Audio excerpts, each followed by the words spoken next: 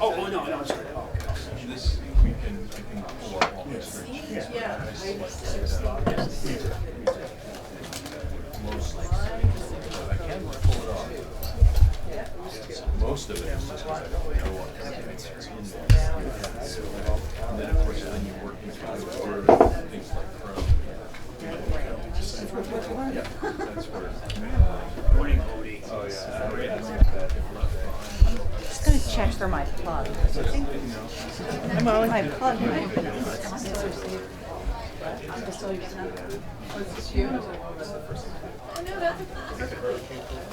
You were here first. Well, yeah. I just didn't. I don't.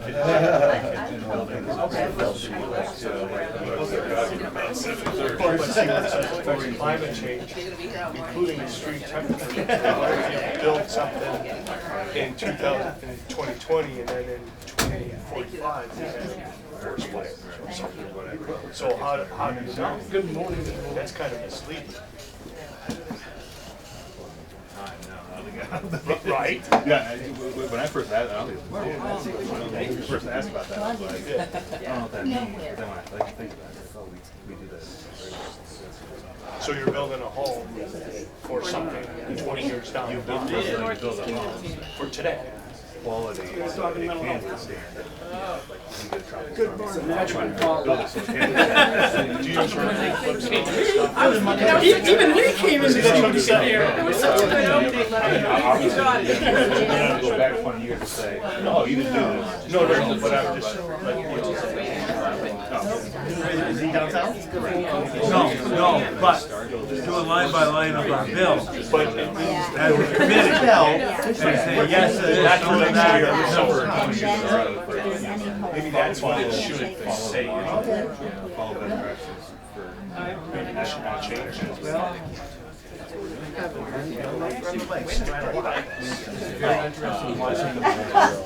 I know, I actually got it. So you wrote about 30 years ago, back to school. there's a saying, do less, accomplish more, That's exactly what I was trying. Mr. Little?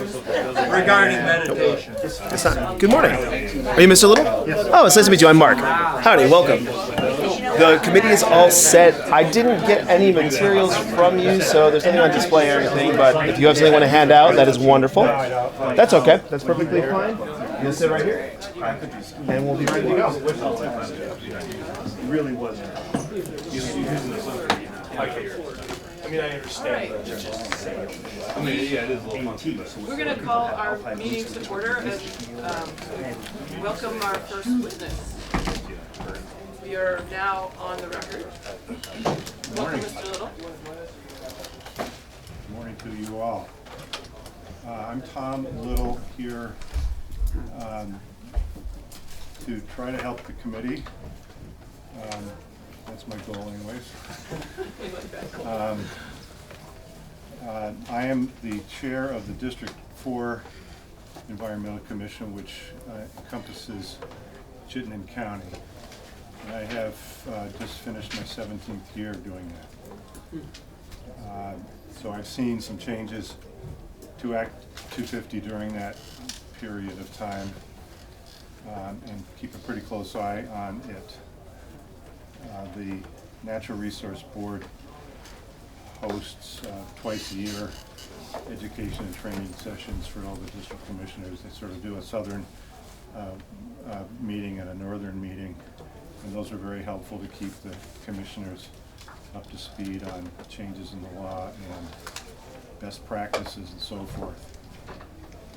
And if I can do anything, perhaps I'll have a few questions for the committee, because that's really my approach this morning, is to try to explore this proposal through some questions, and then be available to the committee for your questions, if you have questions about what district commissions do and what district commissioners do, and how we, what role we play in the system. So, the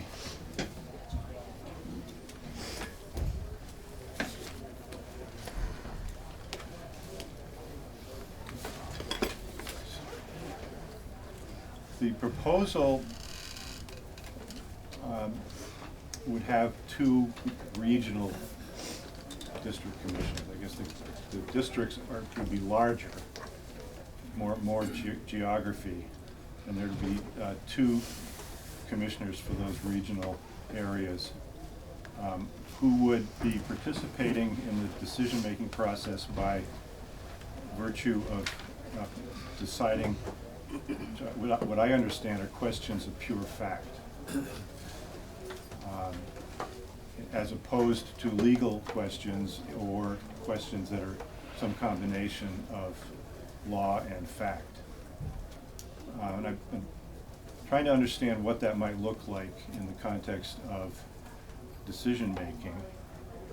I understand that the effort behind the proposal is to retain some of the local color to decision-making by having two more regional, more local members participate in it, but they would be deciding questions of pure fact. If you look at a few Act 250 findings of fact, which is most of the time there's a set of findings of fact, and then there's the actual permit itself. Most of the facts in the findings of facts are not the uncontroversial ones are typically the ones that are pure fact. And I can give you an example. If there's a contested permit, and one of the issues is criteria number 5, which is traffic congestion and traffic safety. If there are two witnesses, one for the applicant and one for an opponent, let's say, who come up with different estimates for the increase in traffic at peak hours, the morning peak and the afternoon peak hours. It seems to me that it's a question of pure fact as to where you come down on that. What is going to be the actual traffic impact, the number of increased vehicle trips?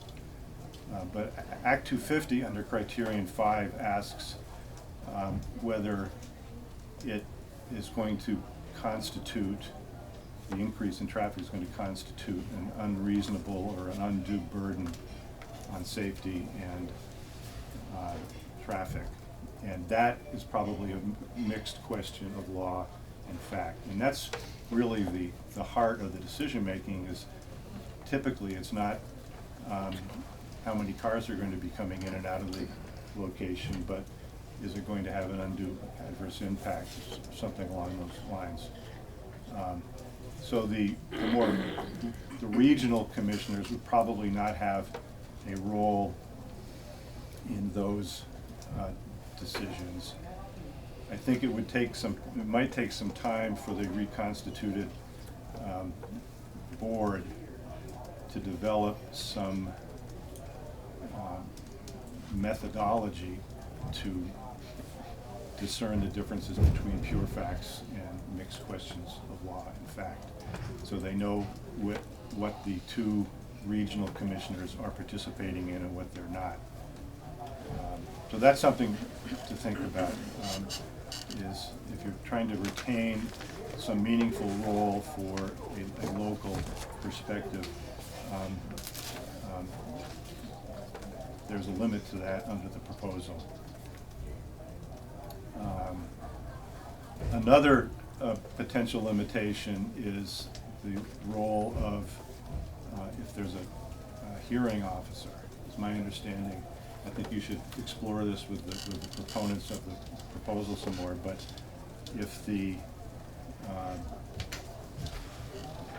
board chair decides to appoint a hearing officer to conduct the hearing in the town where the project is located, what I gather from the proposal, but what you should find out for certain is the two district or regional commissioners don't seem to have a role in that hearing, because that hearing officer then reports back to the board with a proposed findings and a permit decision, and then those two regional commissioners would be participating in that decision-making process, but they don't seem to have a role at the actual hearing itself.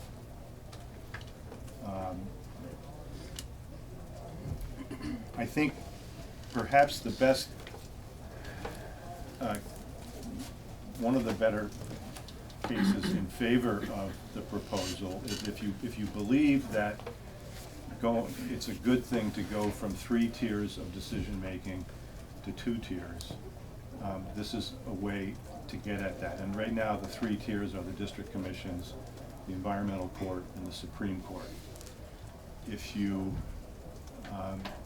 instead go to the reconstituted environmental board, which holds the hearings and has hearings on the record, and then a direct appeal to the Supreme Court, you're compressing that from 3 tiers to 2 tiers. And if that I know, and this committee has heard, I think, this many times, not only in the last year, but in earlier sessions, there are those who feel strongly that there should be a 2-tier system, and that the hearings at the first level, whatever you call that, should be what are called on-the-record hearings, so that a record is established and whoever is hearing the appeal doesn't need to start all over again, doesn't need to have a de novo, start from scratch hearing.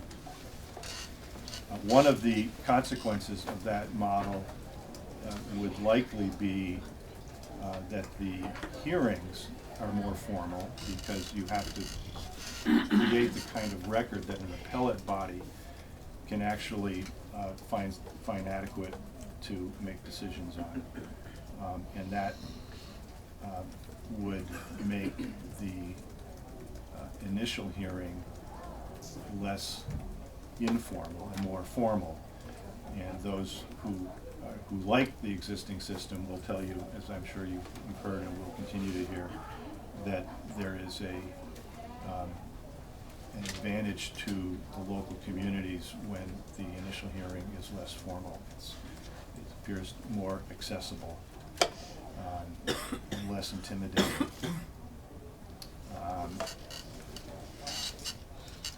But that's a real tough nut to crack. If you, I've testified to this committee before that on the proposals to make the district commissions hold on the record hearings.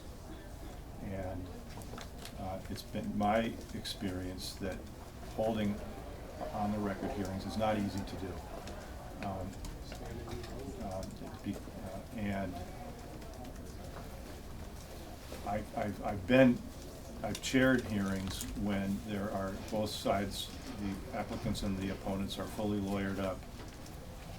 And one in particular I'm thinking of was in Heinsberg, the Hannaford project in Heinsberg, which I think was initiated in 2013 or 14. We had 3 lawyers on the district panel and 3 days of hearings in July in an unair-conditioned town hall in Heinsberg, or whatever that's worth. But it's really hard work to do that and to handle objections from lawyers and to make sure that you're not inadvertently excluding some evidence or admitting some evidence. And it's been my judgment that, as a general rule, expecting the district commissions to be able to do that successfully would be a mistake. I know that some town zoning and development review boards now can opt into on-the-record hearings on zoning cases, but I don't think that there are many who have done so. I think Middlebury has done it, Shelburne has done it with some mixed results. But if the committee were to decide that the compressed decision-making process with 2 layers instead of 3 layers is a good thing, and that on-the-record hearings are at the initial level are a good thing, then this proposal is one way to get there. that is probably more doable than expecting the district commissions to be able to do that. I think the proposal recommends removing or diminishing, if not completely removing, jurisdiction from designated downtowns, Act 250 jurisdiction from designated downtowns. And I'd like the committee to think about this in that regard. That to me seems to be based on the understanding or presumption that the impacts of a development located in a designated downtown would not extend beyond the town boundaries or the designated area. And I think that should be tested, because there are some project impacts that at least conceptually or theoretically would seem to have the potential to have impacts beyond that area. For example, traffic. I know that when we heard the case, the application for what's called the Cambrian Rise, which is a large housing development that's going to roll out in Burlington over the next 10 or 12 years. I think 800 or 900 housing units. We asked questions at the hearing on the traffic evidence about whether that might affect Colchester, people going to and from Malice Bay. And you can get traffic impacts that way. In fact, V-Trans is now perfecting a system for asking for impact fees that a project can have an impact on intersections that are quite a bit distant from that. And a project that's on a river or in a sensitive wetland could presumably have impacts downstream. I think that's something that the committee should be cautious about. And I think the committee, one last item, Madam Chair, and I'll stop and be happy to answer questions. The 30-day pre-filing provision, I think it's on page 36 of the draft bill. The applicant would notify the Regional Planning Commission and the Planning Commission of the town 30 days before filing the application, and then that would give an opportunity for either of those planning commissions, or both, I guess, to hold a hearing and invite the public and have presumably a less formal process to help the planning commissions and interested members of the community to learn more about the project before the application is actually filed. I would be cautious about calling that, as the proposal does, a hearing, because, and you should talk with your legislative counsel staff about that. Calling something a hearing may trigger certain due process and other rights and obligations. And if it's really intended to be a more informal information session, give the applicant some feedback and maybe cause the applicant to change the applicant's mind about something, then I don't think you need, if that's the intent, if it's going to be less formal, I don't know that you need to call it a hearing, but I think that part of the proposal needs a little more flesh on the bones to help applicants and others understand what that's going to look like, who's going to preside at it.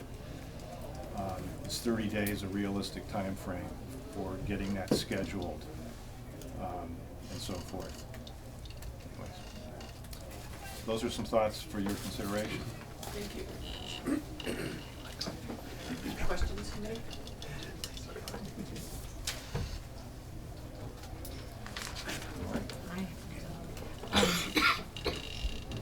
So if we're supposed to be cautious about the downtown designation because there can be impacts farther away on maybe water or traffic or intersections farther away, do you think we should not remove the 250? I need kind of an answer. Yeah, I think the district, if you talk to district commissioners, they tend to think that Act 250 looks at projects from a different perspective than a town development review board looks at. That we look at take a broader view than just the confines of the town. So I think most district commissioners would say, retain some jurisdiction for Act 250 because there may be these what I think economists might call externalities, things that are hard to contain within the limits of the designated area. So. And how would you frame some kind of? My general, as I said to this committee and its predecessor before, I think sometimes I think the best thing that could be done with Act 250 is to leave it alone and let it work. And it's not perfect, but boy, when you try changing it, it's sticky business to figure it out. Okay, can I ask you a question about the last thing you said? The more flesh on the bone, what it looks like, who presides, 30-day time frame might be insufficient.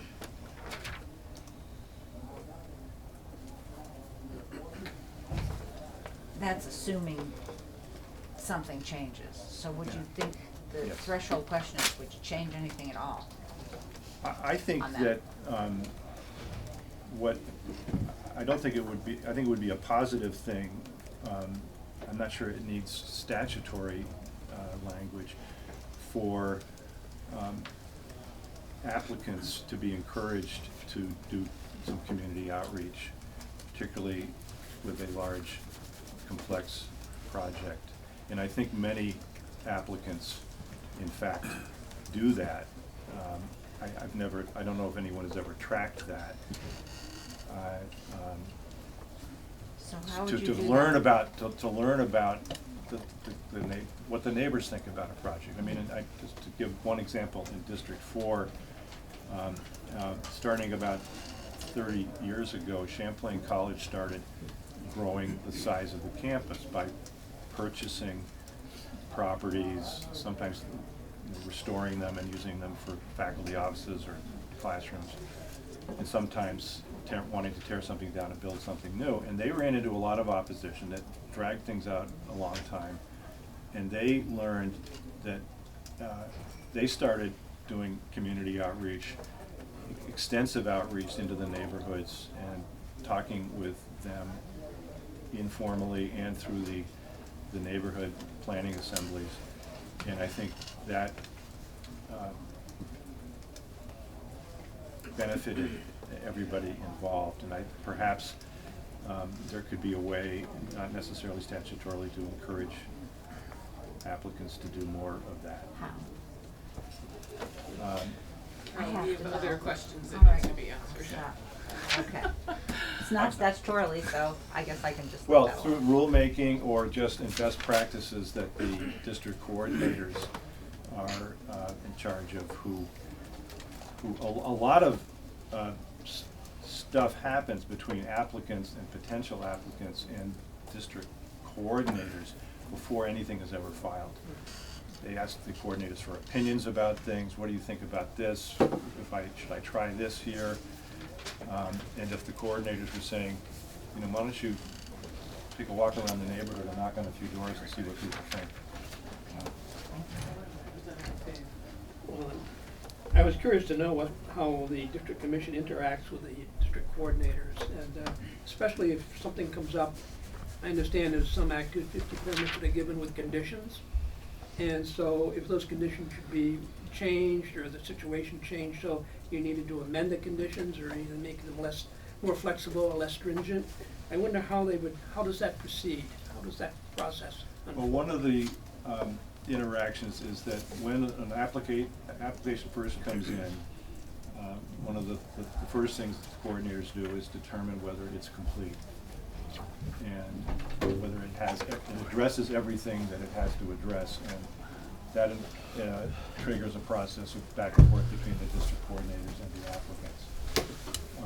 But then sometimes there's a decision: is this a major application or is it a minor application?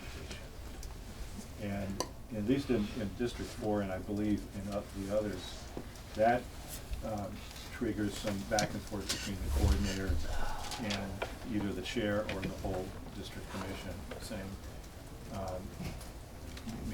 it may be that one or more members of the district commission are just much more familiar with the area and have some long knowledge about things, or sometimes it's just good to bounce ideas off somebody who hasn't been staring at it for a long time. So that's a good exchange. The same thing can happen when an amendment comes in. Some amendments are treated solely by the district coordinators as an administrative amendment, but sometimes in making the determination that that's all it needs, it doesn't need to go to the full commission. Coordinators talk to the commission and say, what do you think about this? Is this of such a low order of magnitude that we can do it as an administrative amendment, or should there at least be the possibility for a hearing? I guess I'm also curious as to when a district coordinator issues a jurisdictional opinion, do you have to approve it, or No. who makes a request if they want it reviewed? Or is it reviewed? I believe that never goes to the district commission. That's typically more of a technical or legal determination about whether an applicant's proposed project needs an Act 250 permit or it doesn't need an Act 250 permit. And I believe that then can go for a second opinion to the Natural Resource Board. Evan has a comment to add. Yes, so to clarify how that process works, Evan Meenan from the Natural Resources Board. So anybody, by statute, anybody can ask for a jurisdictional opinion, and district coordinators have the authority to issue those opinions. There's 2 attorneys at the Natural Resources Board who are always available to help coordinators in crafting those opinions. Once the opinion is issued, if someone's unhappy with it, they can do one of 2 things. They can ask the coordinator to reconsider the decision, and if that happens, the coordinator can again consult with the 2 attorneys on staff, and then they will issue a written reconsideration decision. The other thing that can happen is someone can appeal the jurisdictional opinion to the environmental court. That's the process as it works right now. Is there a time frame? It's 30 days to file an appeal, and if someone first asks for reconsideration, that puts a pause button on that 30-day time period.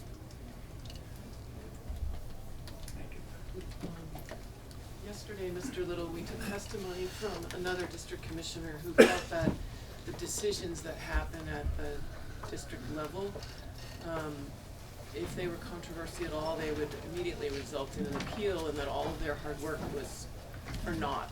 I'm wondering, you've been doing this a long time, and I'm wondering how you feel about that, and if, we know there's an inflection point in 2005 when we changed the appeals structure, and I know that's a complicated issue, but I'm wondering what your thoughts are on it, and if you can help us understand how it works for you.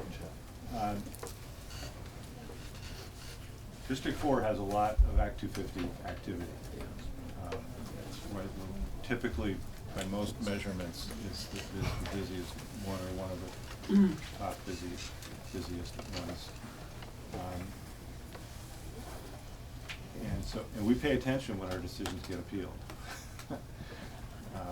And we pay attention on when the environmental court makes a decision. We sort of see, how do we do? And well, because the parties put in all new evidence, the judge isn't really ruling on whether the district commission's decision was a good one or a bad one, but we do pay attention and care about the ultimate outcomes. But not most of the cases aren't appealed. So I'm trying to think of what's going on right now. In our district, we have the Hannaford decision, which is now, that's over with. The applicant is finally, after 2 or 3 appeals, has withdrawn that application. Is not pursuing the grocery store anymore. There's the exit 16 intersection redesign was appealed. The Costco gas pumps was appealed. I mean, if we do a dozen hearings a year, maybe more, and there's 1 or 2 appeals at most.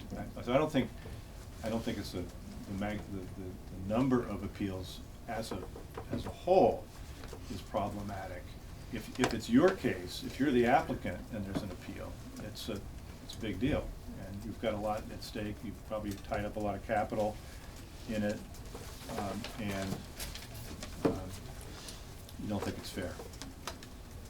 Do you think that Act 250 is working to meet the state land use goals?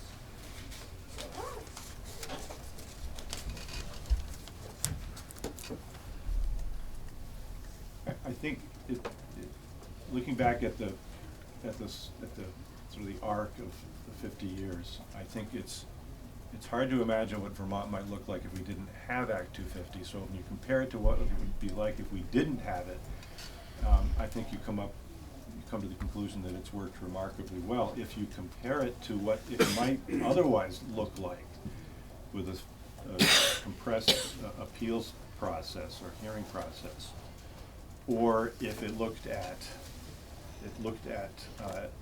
wildlife habitat in a different way, or forest fragmentation in a different way, I'm sure that there are some things that could be done better. Keep in mind that when you want to make adjustments to the criteria, the coordinators and the district commissioners, or whoever is making that threshold decision, really need some guidance, so that, and I think there may be some, and some of that may apply to the climate change proposal and what's before the committee now, is that try to put yourselves in the shoes of the people who will be making that initial determination. And how are they going to, what are they going to need to be looking at in order to decide what that impact is, and how to measure it, and how to decide whether it's undue, adverse. And if something is too open-ended or vague, it'll be hard to make, it might be harder to make credible, persuasive decisions. And the courts at some point can get involved and say, legislature, nice try, but you didn't give the fact finders enough guidance to make these critical decisions. And on climate change, having said that, that's a tough nut to crack, is to understand how you might write legislation to meet those concerns. Can be done. It can be done. Okay, last question.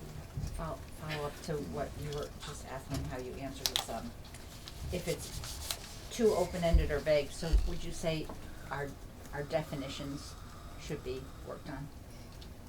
Because I heard Liam Murphy say what does this mean, what does that mean? You know, he's had a bunch of terms. So are you looking at defining terms? What are you looking at? Yes, and I have to say. Which terms? Well, I haven't spent enough time on that part of the bill. I've been mainly focused on frankly, the governance and the district commission decision-making process. I plan to do that, and if I have something I think will be useful, I'll send it along, or I'll be happy to come back if you get really desperate. We're desperate. I so appreciate your willingness to come in. I know you have a busy day, and thank you very much. This was really helpful. Good luck. Thank you.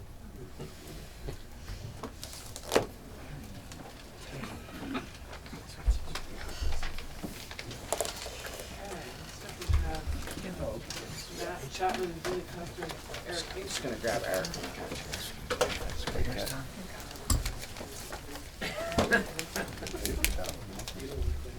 Sorry. Mark, are you getting good at dancing around? Are you getting good at dancing Yes, around? in the ballet, I think I'm here, part of it. Yeah. Right.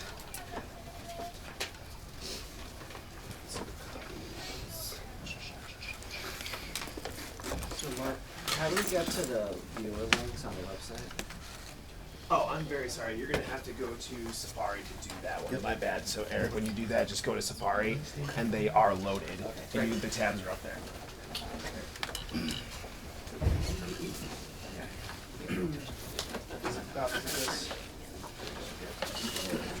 Yeah. Great. Good morning, folks. I'm Billy Coster from the Agency of Natural Resources. I'm with Erik Engstrom, Agency of Digital Services, representing the Agency of Natural Resources. And we're going to use a bit of the time that you have blocked out for us this morning to run through 3 different mapping exercises that Erik developed. The first looks at mapping the definition of ridgeline that's in the joint proposal bill. The second is we can take a quick run through a map of interchange, highway interchange exit 2,000-foot buffers that were developed. As you recall, in the joint proposal bill, there's an opportunity to increase jurisdiction around interchanges, so this provides you a visual depiction of what those areas look like. And then the last thing we did was develop a new map that depicts the proposed 6-district configuration, moving from 9 districts to 6. So I'll hand it over there. Thanks for having me, everyone, this morning. So the first map, as was discussed, is this Vermont Ridge Landform class application that I built, and this was to depict, or to try and depict, ridge lines within the state of Vermont. You see, you don't have anything shown just yet, but this is because there are scale dependencies set, so as you zoom in, those will become visible. But the overall layout of the map is obviously the map on the left, but in the upper right we have several filters that you can set on the map. So right now we're only going to be looking at ridge lines filtered between 2,000 and 2,500 feet of elevation. You can change those toggles. You'll see the toggle switch is green for that particular filter. In the lower right-hand corner, you'll notice protection acreage. So that's the amount of acres of jurisdictional area that would occupy ridgeline for various protection levels. So that protection level was as the Vermont Protected Lands data set as developed by the Vermont Center for Geographic Information and various agencies. So what I'm going to do is I'm just going to go ahead and zoom in. The process for mapping this is a little complex in that we had to use, let's see, there we go. We use what's called the topological position index. So that is, I have some visuals that I can send around to the group after, but the process for calculating the topological position index is basically taking the average elevation of a surrounding area, what we call a neighborhood. So that's like an analysis window. So it's basically take a buffer of every single point on the landscape, and then calculate the mean elevation, and then we compare that with its slope to give it a topological position index. And from that, we can then put it into different categories based off of that particular value. It's kind of like a ratio. So negative ratios would mean it's more in a valley, but more positive ratios indicate that it's probably along a ridge line or at the upper echelon of a steeper slope. What we had tried before this was we actually tried to reverse the calculation of hydrography. So you think of hydrography as at the bottom of every basin, right? And we're trying to look at ridges, which is essentially the opposite, or the top of all of. So if you flipped the elevation values for the state, we could basically calculate a stream, which would indicate what the opposite is actually a ridge. Unfortunately, based off of the data that we had, it didn't yield a very consistent data set. So we defaulted to an analysis that was done 10 years ago, and using this topological position index to show relative ridge lines based off of average elevations like I had described. So I'm going to try and zoom to more of a familiar area here. So let's do, where am I? I'm in Morristown here. So, oh, here we go. Let's, we can go to the gap. So this is Stowe and Smuggler's Notch. Again, this is filtered based off of 2,000 to 2,500 foot elevation data. And let me open up the map full screen, that's a little better. You can see here those ridge lines as calculated. And then what we can also do, it might be more helpful, is to turn on the LiDAR for the state. So I'm going to turn that on. So this is the high resolution elevation data. So you notice what looks like a ridge here, and it's not mapped, and that's because it's above 2,500 feet. So that filter is being set, so it's not showing those areas. However, if we scroll down, you can see the areas as shown. So what are we looking at with the different colors on there? So those are different landform categories. So it's broken up into 4 different categories. There are high ridges, there are mid-slope areas, and there's also like you can calculate flat hilltops. So it depends on what we're actually after. So the purple are the mountaintop ridges. So those are what we typically would define as a ridge. So there are different types of ridges, and it's important to think about it at a scale perspective. So if we're looking at a ridge at, say, let's do 500 meters in distance. If you take that 500 meters and you set it inside a valley, but there might be a hill inside that valley, you can still kind of classify that as a ridge, but it's a ridge within a valley. But if you take a larger scale perspective, say like a kilometer, and you stretch that kilometer over the landscape, then what you might be getting are the more larger scale ridges from, say, mountaintop ridges. So the purple is what were considered as mountaintop ridges, whereas the light blue and the darker blue might be ridges but within a basin, if that makes sense. So it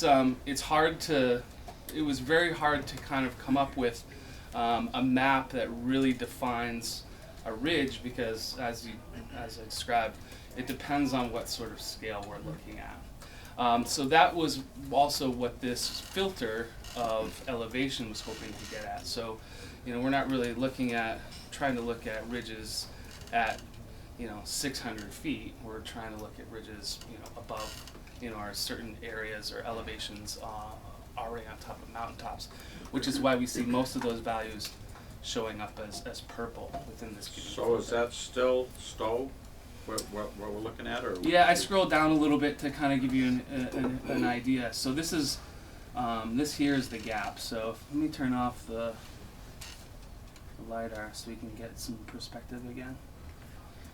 So up in the upper portion, we're looking at Smuggler's Notch and Stowe. Here. So the purple is kind of a more conservative analysis. It's just the kind of traditional mountaintop ridges. When you include the light blue, those are areas that are kind of off those defined ridges that would still be have the landform characteristics of a ridge line. Yeah. What's the scope again? What's the spread? 2,500 feet to what? Is it 2,000 or?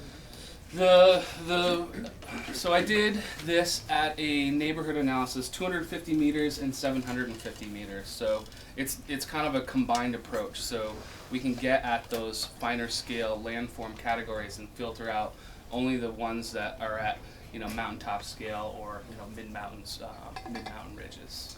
So I think, you know, your focus under this proposed new jurisdictional trigger is areas above 1,500 feet and below 2,500. So maybe toggle onto that for the time being and just give folks the opportunity to look at that. I'm sorry, the 15 to 2,500? Okay.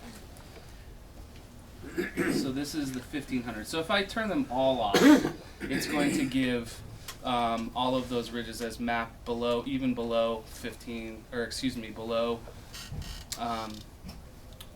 the upper echelon of elevation. But if I turn 1,500 to 2,500 feet, this is giving you ridge lines between that filter level. So 1,500 to 2,500 feet, nothing above 2,500 feet.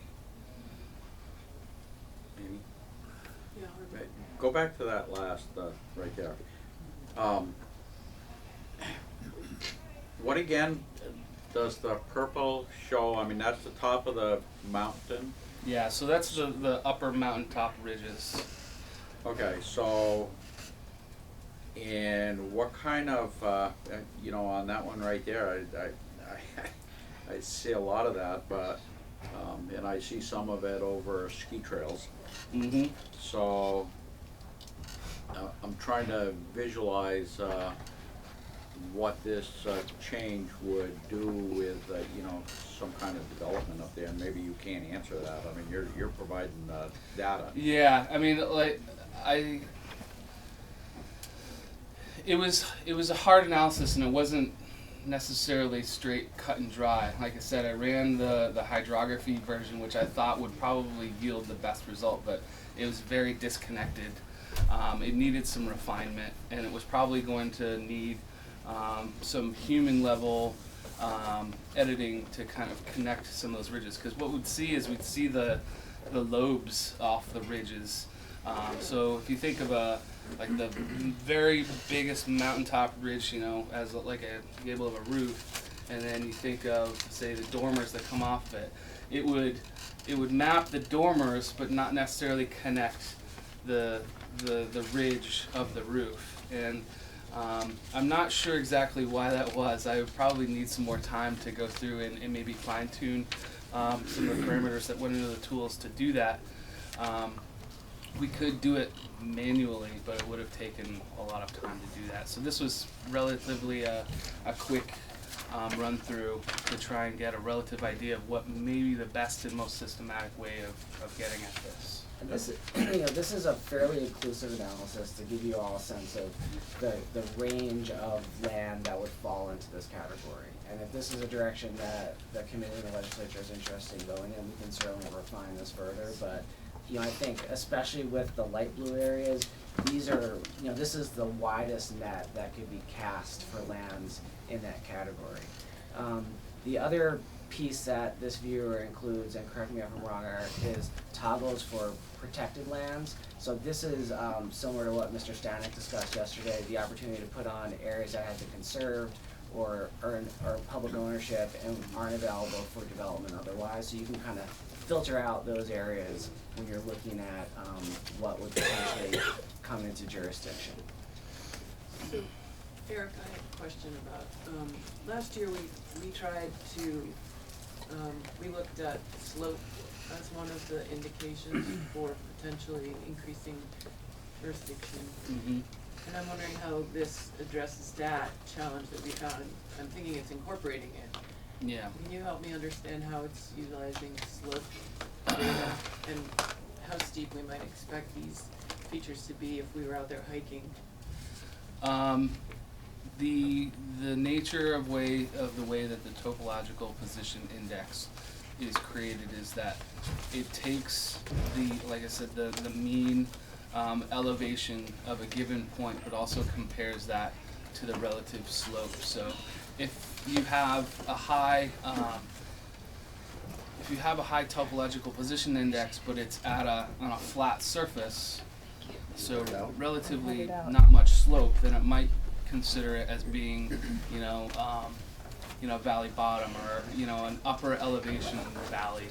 Whereas if it's on a steeper slope at a higher elevation, it's more likely to classify that as being, it would have a higher index, giving it the classification of being a ridge. So it's not necessary. I don't necessarily have the slope calculated into these particular areas, but it's a consideration in this tool. So it's a model, and it's doing various mathematical calculations given the elevation values of a surrounding area.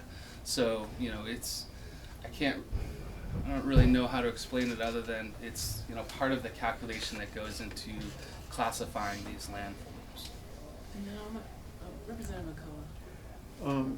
Eric, I think I heard the question, are the purple areas the mountaintops? And I thought I heard you say yes, but I thought prior to that you said they excluded land above 2,500 feet, so I'm thinking they're not the mountaintops. Well, yes, you're correct in that the calculation would show that it's the top of a ridge. So right. maybe that's a clarifying statement in that. Yeah. It's the top of a ridge, but it's not the mountaintop, because we do do that filter of elevation. Thank you. And is that green on their conserved land? Correct. Yep. So if I tap on that area, it'll show up that we're within the Mansfield State Forest. But I'm not seeing your toggle of protection conserved being green over on the right. I don't understand. So on the right, there's this bar chart. But I mean, up in the layers that are on, it doesn't look like it's on. I had turned the layer on in the layer list. That's over here on the left. Sorry, I'm getting. So you'll see the layer list will allow us to turn those particular layers on and off. So in this case, protected lands is checked. If I uncheck it, it'll turn it off. I also turned on the elevation classes that we had worked on in a previous exercise. So 1,500 to 2,000 feet, 2,000 feet to 2,500 feet, and 2,500 greater than 2,500 feet of elevation. Great.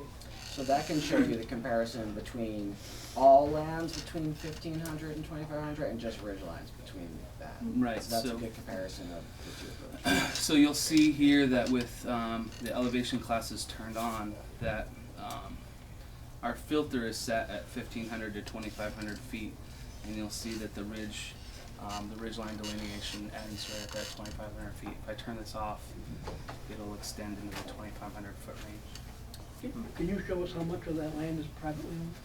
Yeah, so in this bar chart, if you click on private, these are filtered values. So ridge lines between 1,500 and 2,500 feet. I'm sorry, this is privately conserved. So non-government, state, federal. I need to turn off. So I needed to turn off the conserved filter. So none or no data is not protected in this case. So say that again, please.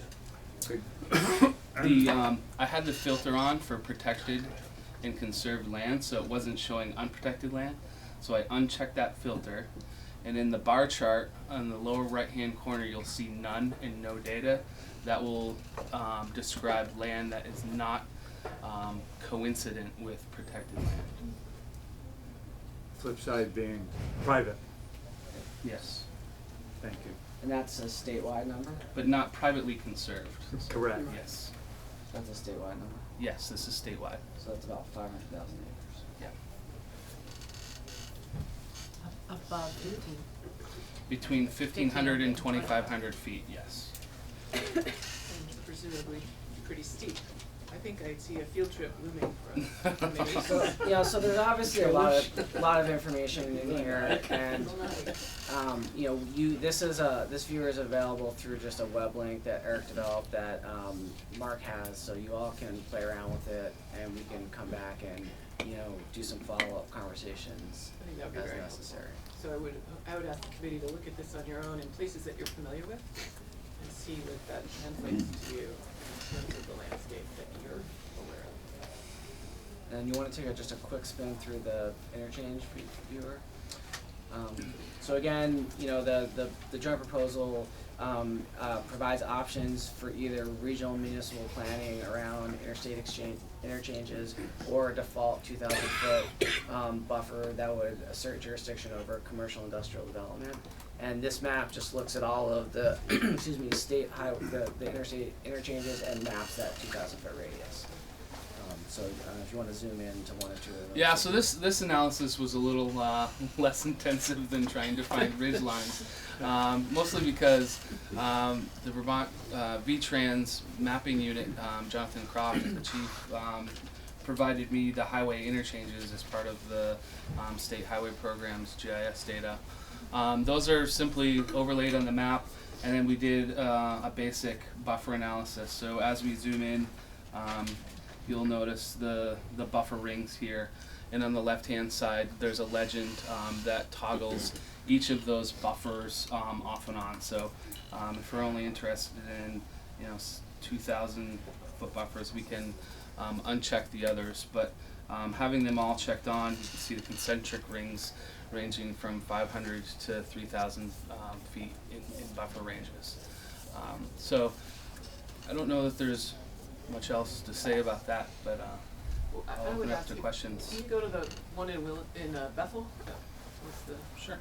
one of the motivators? And Representative McCullough? I was going to ask for a specific one also, Middlesex, because that may contain some actually Let's look at Bethel first. invoking things. So Bethel, are we talking Yeah. about Yep. this one here? Should be, I think it's 4, right? This is 3? 3. Is it 4? 3. Oh, 3. Okay. This is 3.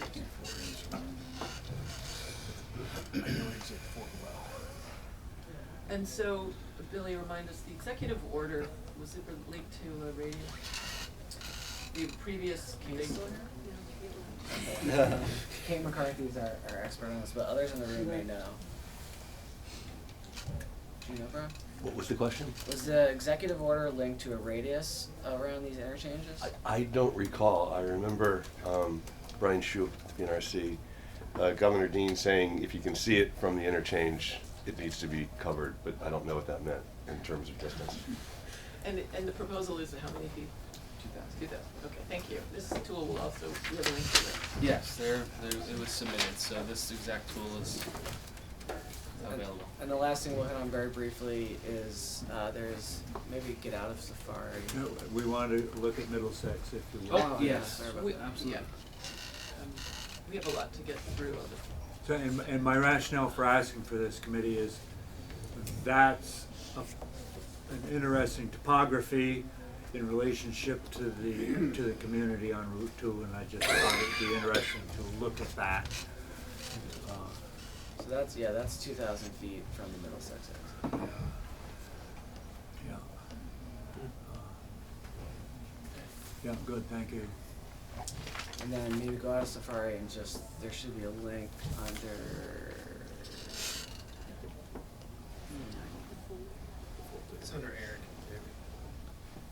Cool. And then again, the proposal recommends shifting the configuration of the administrative districts from the current 9 districts to 6 districts. And this map just shows what that would look like consistent with the statutory proposal. As you can see, some of the districts remain largely intact. Others are consolidated slightly. So feel free to take a look at that, and we can talk more about that at a later date. Great. Thanks, sir. Yes, you're Thank welcome. you so much for doing this work, Erik. It's You're really welcome. very helpful to It's us. brilliant. Appreciate that. Snowshoes, we'll go out and take a look. Yeah, include me in your field trips, please. See how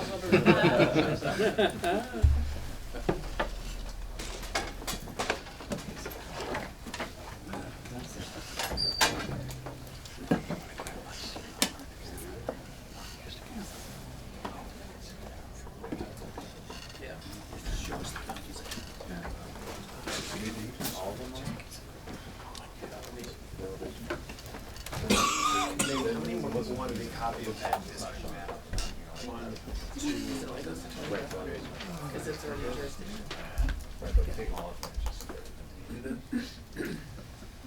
Yeah, I wish they had kept.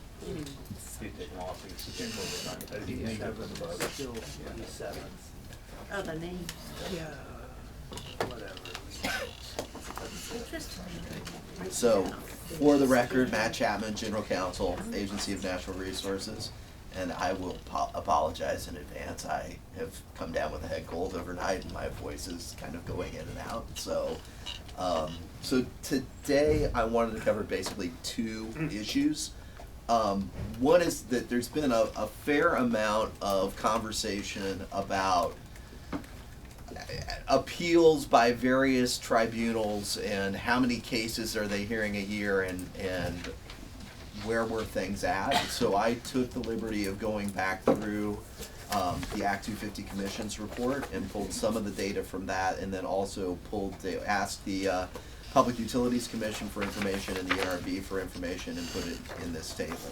So basically what this shows is that historically, over a 5-year average, the Environmental Board was hearing approximately 43 appeals per year right up to the time it ceased its existence.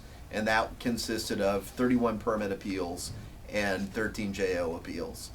The Environmental Division hears approximately 17 Act 250 appeals per year, so 13 permit appeals and 4 JO appeals.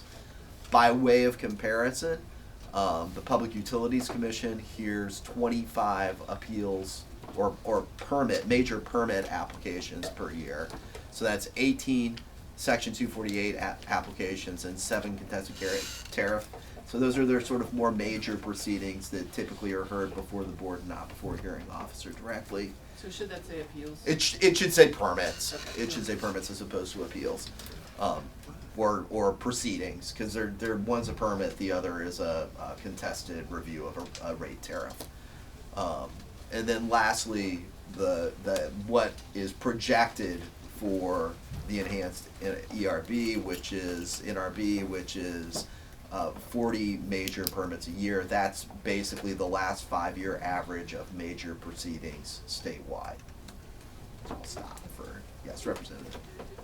Is there something there for district commissions, how many appeals? Well, that What is- 40 number Yeah. represents the total number of majors or proceedings that take place Okay. that are contested statewide, and then the NRB has a more precise breakdown by district of how many major permit proceedings there are in each district.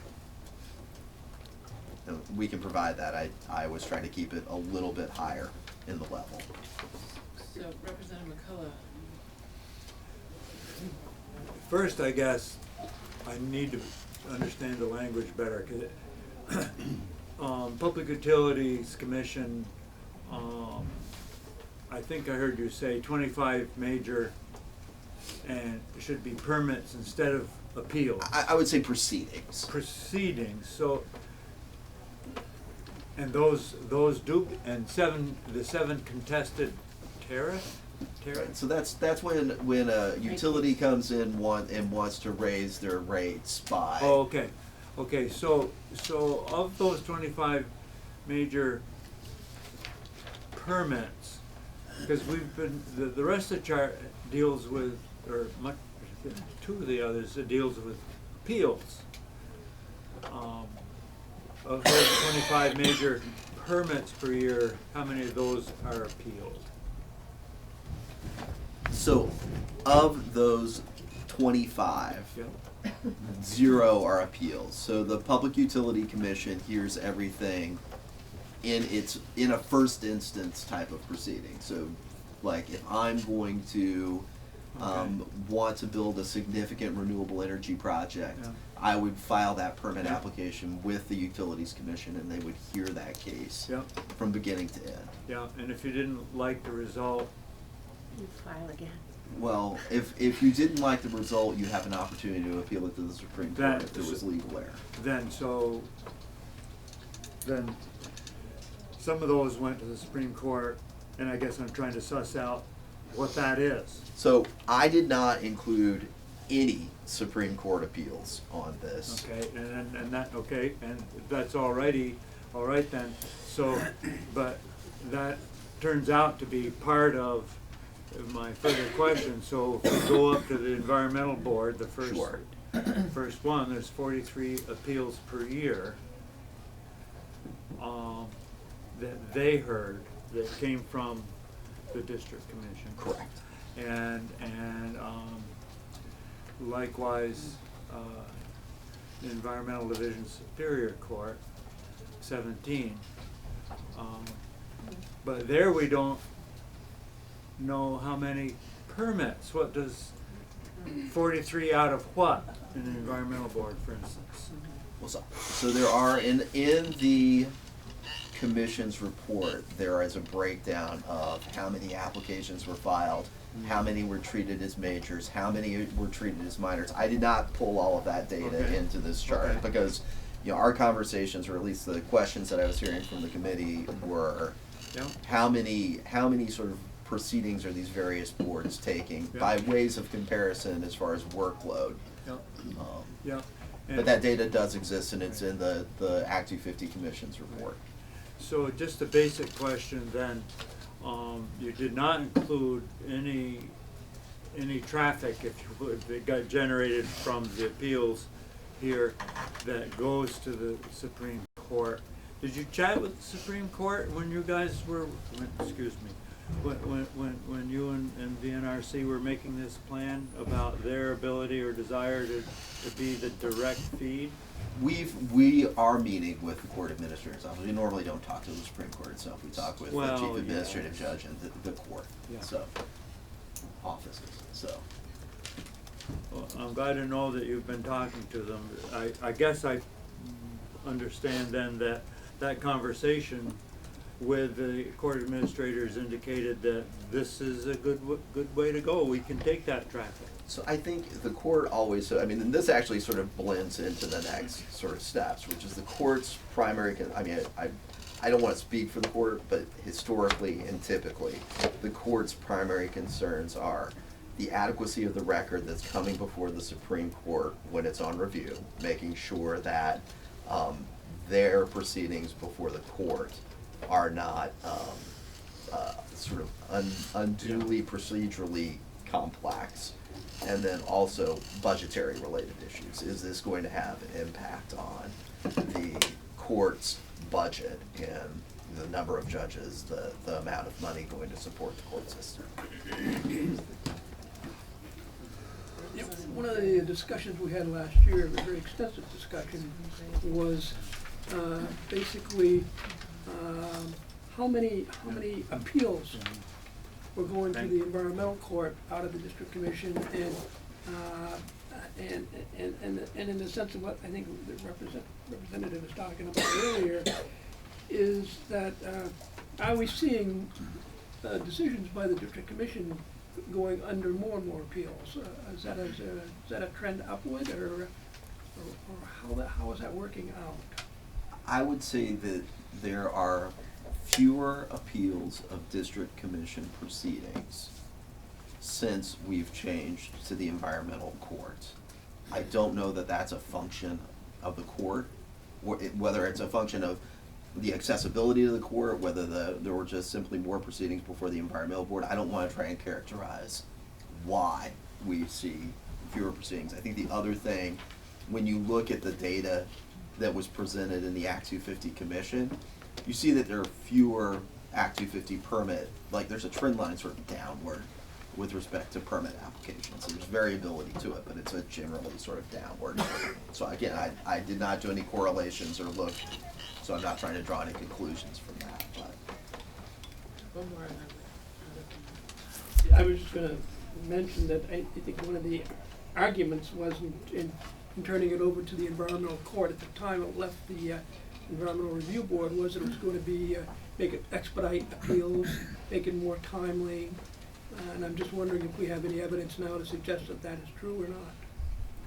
that it's more timely with the environmental court. Yes, exactly. I don't think that the evidence points in that direction. I mean, I don't think that it clearly, again, I'm going off my recollection about some of the data that's in the commission's report. My recollection is that the timeframes were relatively similar between the historic, how long it took to get a final decision out from the environmental board versus the environmental court. Combine the appeals, so did it not, from A&R and the 250 into the court? Well, so I think it's probably worth talking about the whole concept of consolidation. And, you know, there's been a lot of testimony about the value of consolidation in the appeals process. And I guess I would just say, my experience as an attorney at A&R and a practitioner before the court is that consolidation, while it appears appealing on its face, one should remember that in order to complete your Act 250 permit process, you normally need to have all of your A&R permits in hand. So that means that you've obtained your A&R permits 3, 6, however many months before you finally obtain your Act 250 permits. The appeal period for those, you need to appeal an A&R permit within 30 days of the date of its issuance. So those permits get appealed, they go to the environmental division, and then they wait until the Act 250 permit or municipal permits. Normally municipal permits and A&R permits are fairly concurrent. And it's also, I would just say, rare that consolidation, at least with A&R permits, takes place with municipal permits. It's not normally something that happens. So eventually these things catch up. These proceedings tend to be incredibly complex. While an A&R stormwater permit may cover some of the same ground that is in Criterion 1, the facts that you need to present in the court case and the legal conclusions that need to be drawn are very different between Act 250 and an A&R stormwater permitting process. And I think I would make the statement that my experience has been those cases are complex for attorneys to deal with, making sure that they're providing all the information in a logical way to the court and to other parties so that things are clear. I think it's incredibly complex for citizens to participate in these processes before the court. It's a complex litigation with experts, basically proving different things, and their participation it's hard to participate. So I guess the only other thing I wanted to just say before I sort of jumped into the next part of my presentation was some of the complexity, associated with the existing process. And I think one of the challenges when we made a transition from the sort of what I would call the quasi-judicial tribunal model that existed with Act 250 when the environmental board and district commissions existed to what we have today. I think everyone, I think generally speaking, agrees that the commissions have a scope that is much broader than the Agency of Natural Resources. And basically the change has taken place that district commissions, Act 250, it used to be that they issued their opinions and those opinions stood going to the Supreme Court on review. The facts and legal conclusions sort of stood on their face. Now the NRB is appearing as a party potentially in these cases, and there's an expectation, if there are not other parties defending the position, that the NRB would be putting on witnesses to support those things and providing technical expertise to the court because the process is done de novo. Again, the NRB does not have that type of expertise, and I think that's presented some challenges on occasion with cases with the NRB either asking A&R to appear as witnesses for them, and sometimes NRB and A&R's positions aren't necessarily aligned on a particular thing, or it's outside A&R's scope of expertise with respect to a particular criterion. So I just think that's something that folks should kind of keep in mind as a challenge with the existing situation. So the next thing I wanted to talk about was what we tried to look at when we were looking at various different models and and how Act 250 might be reformed and the board process. I think there's been a lot of focus on the elimination of district commissions and some assertions that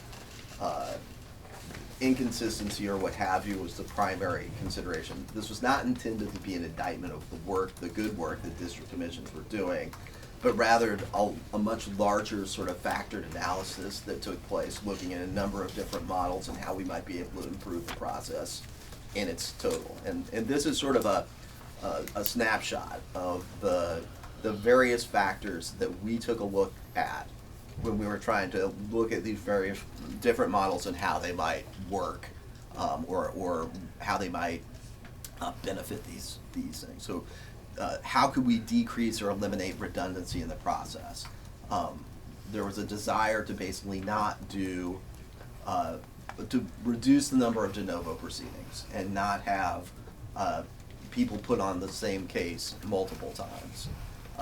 Try to find a way to increase pre-application public involvement in basically early intervention and issue spotting in the permitting process. It's been the agency's experience that when applicants get information earlier in the process, it's significantly easier to change the application, to change the course of a proceeding. How can you increase citizen participation?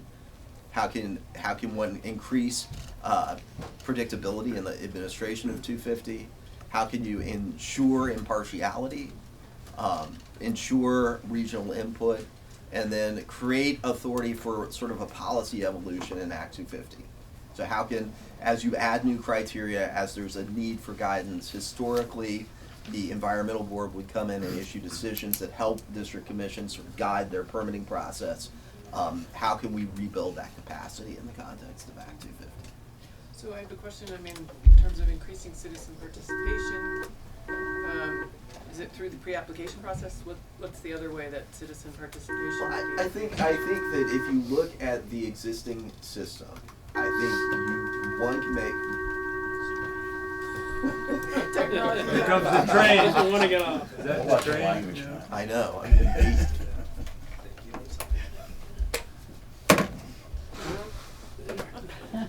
So I think it's a question around formality versus informality, and if you look at the existing process, I don't think anyone would disagree that the existing district commission process is accessible to the public. There is a degree of formality. I mean, it does require pre-filed testimony, put witnesses on in majors, pre-filed. You have to have your witnesses available, cross-examination, the sort of basic sort of tenets of a contested hearing, but it's an accessible process. And then you get to the court, and it's a much more formal process. So is there a way that we can balance procedural rights that generally, as I said before, the Supreme Court would be looking at in any appeals process with accessibility for the public in general, and not have a duplicate proceeding? So that kind of goes to my next little chart. Question on that chart? Yeah. Matt, I think for me, all of the, we'd like to go back to the previous chart. Yep, you got it. For me, all the major considerations in Act 250 revisions stand on their face, except I'm not sure I understand what create authority for policy evolution of Act 250 is. Is that just our new legislation? What do you mean by that? No. I think it's an effort to try and, when the environmental board and the NRB lost its authority to do case-by-case review in Act 250, it lost the ability to standardize and give guidance to district commissions and to the courts, and it's sort of policy-making function by decision. They do have rulemaking authority, but there was something that was lost there that I think some people who were practitioners thought was a good thing that's missing. So it's trying to acknowledge that was an element that it was in Act 250. So in other words, you'll hear about the Queechy test or Still Highlands or some of these other various ways that the board, through its decision-making process, came up with a way that Act 250 was administered in the case process, outside the rulemaking process. So that's what that is. It's intended to attempting to cover. And how are we specifically doing that in the legislation proposals before us? Well, I think so. We can go and just look at sort of like a series of models and talk through how those go through, but just jumping to the sort of policy oversight function. I mean, if you look at sort of the old environmental board, or frankly, or the verb, or the NRV, in each one of those, you're having a body vested with administration of Act 250, making case-specific decisions on how the criteria get implemented that are precedential. We're setting records. We're establishing standards and creating precedent for how Act 250 gets interpreted on a case-by-case basis. Now, in the administrative law world, there's basically two ways you create sort of policy. There's rulemaking based, and then there are some entities, and I go back and call them like the NLRB approach, which is policy is made through precedent and it's case decision making. And historically, Act 250 was very much in the vein of a lot of the policy in 250 was made through its case. Certainly I think that there's some degree of that continues to take place in the district commission structure. It doesn't create the type of precedent between district commissions that the old processes or the processes proposed by the committee or that the agency's proposing have. Can you say that last sentence one more time? So, there certainly district commissions do create some, precedential work when they make decisions.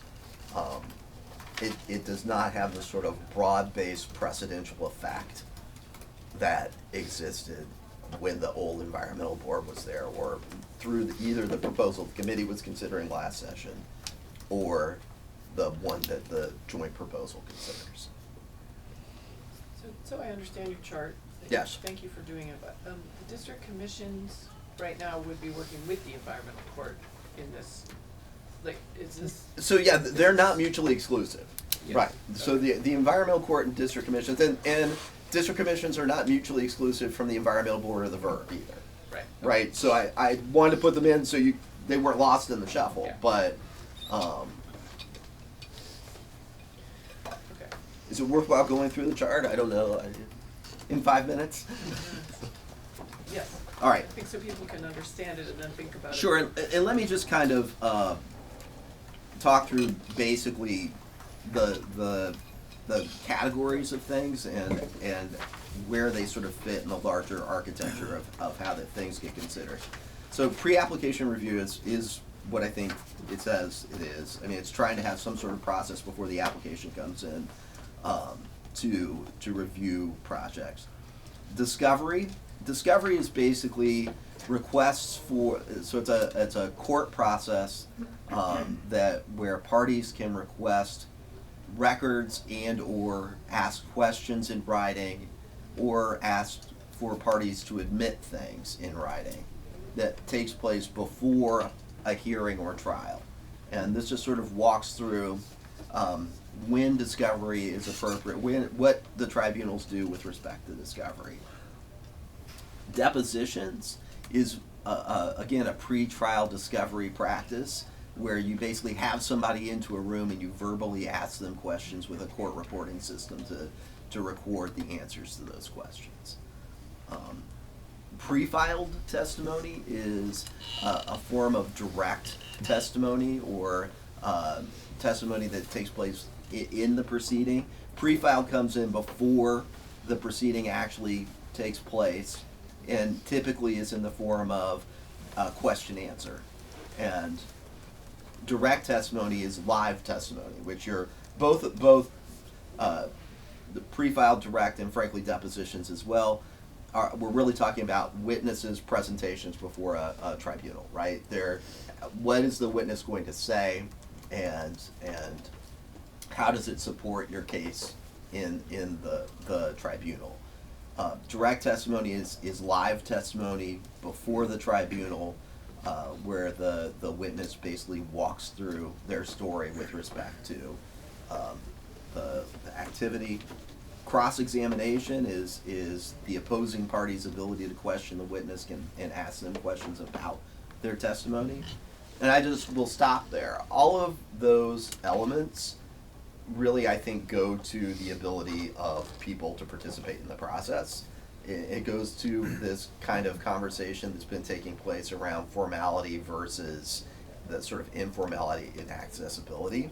And generally speaking, and I think you'll get a wide range of opinions on this, it's my opinion that providing written testimony to tribunals is often easier for people to participate in than direct live testimony before a tribunal.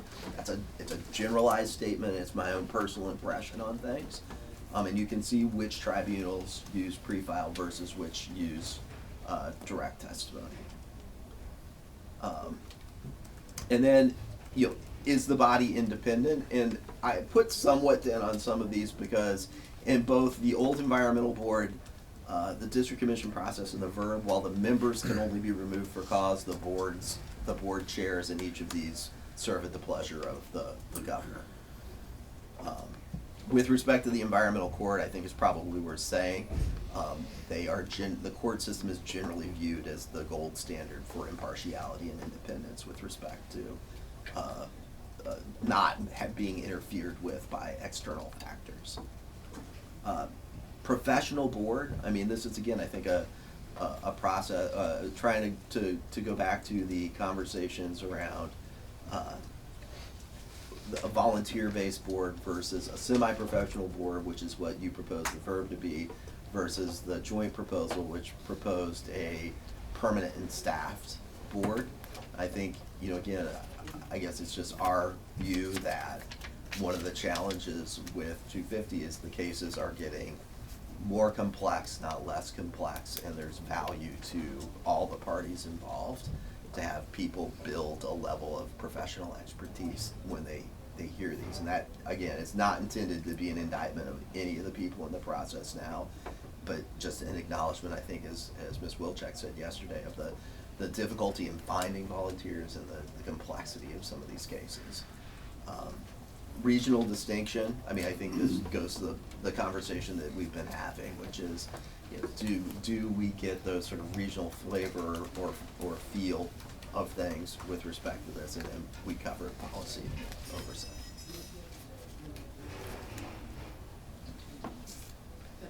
Evan. Sorry, just very quickly to clarify two minor points. The first is, Evan Meenan from the Natural Resources Board. Currently with district commissions,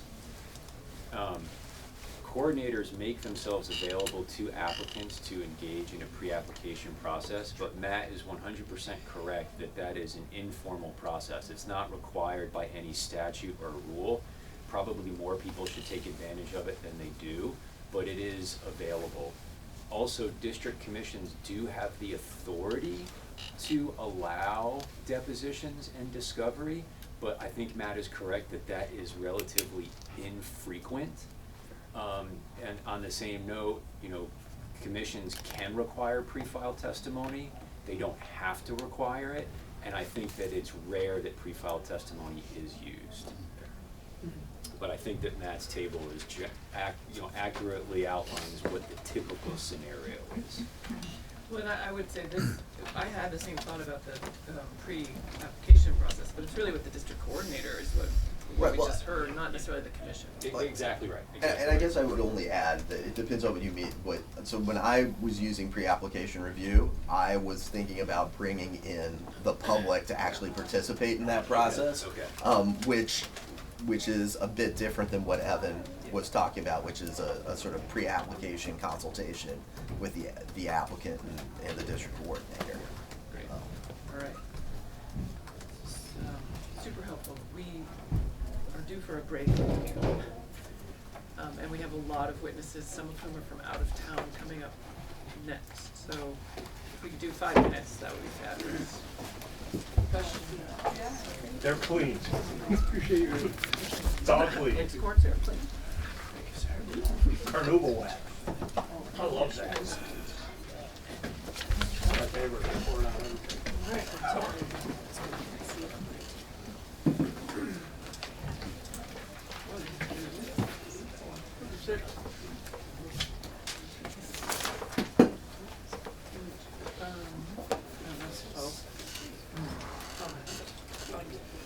The main ones as well, so give me one.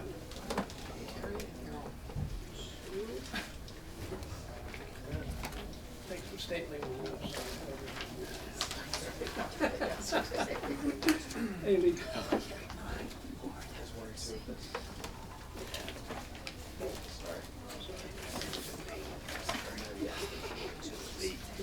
Lee.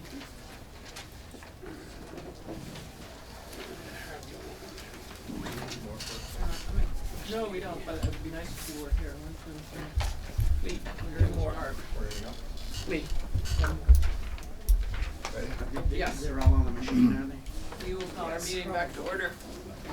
We're on the record and welcome Mr. Burke. Thank you, Chair Sheldon. Good morning, my name is William Burke. Chair Sheldon and members of the committee, thank you so much once again for the opportunity to testify on my 27 years in the trenches. Probably on the order of 2,000 Act 250 cases to speak today on the role and performance of the district commissioners with whom I've had the privilege to serve.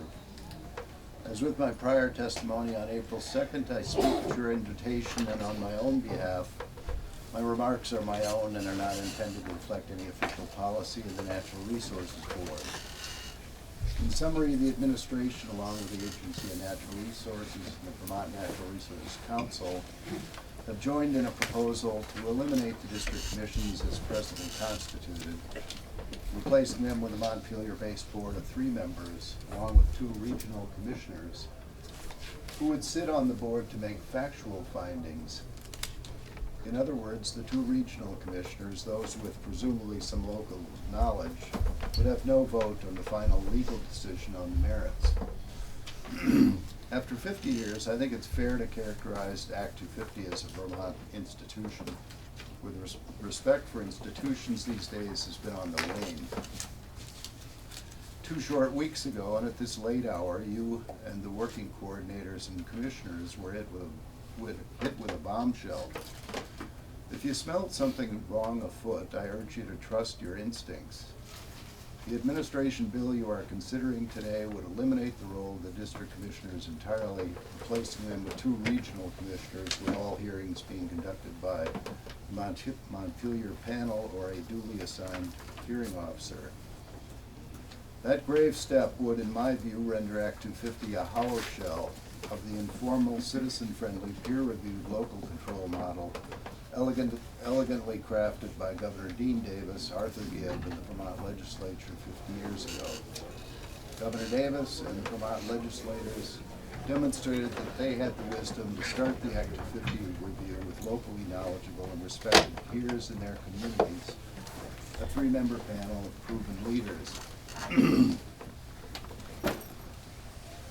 Now, let's see, Exhibit 1.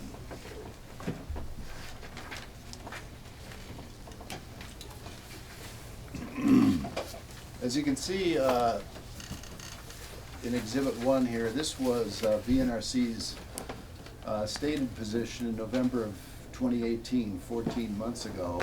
And I'm not going to take your time reading through this, but I would like to read a little bit anyway, because it's clear that VNRC respects the role of the commissioners and has a good understanding of their value to Act 250, and I would ask you to look at this 2018 position of the NRC as contrasted with their support of a plan to eliminate them effectively. I think some of these ideas that VNRC had in 2018 to improve or help the district commissioners, I think these are good ones and well worth considering probably all of them.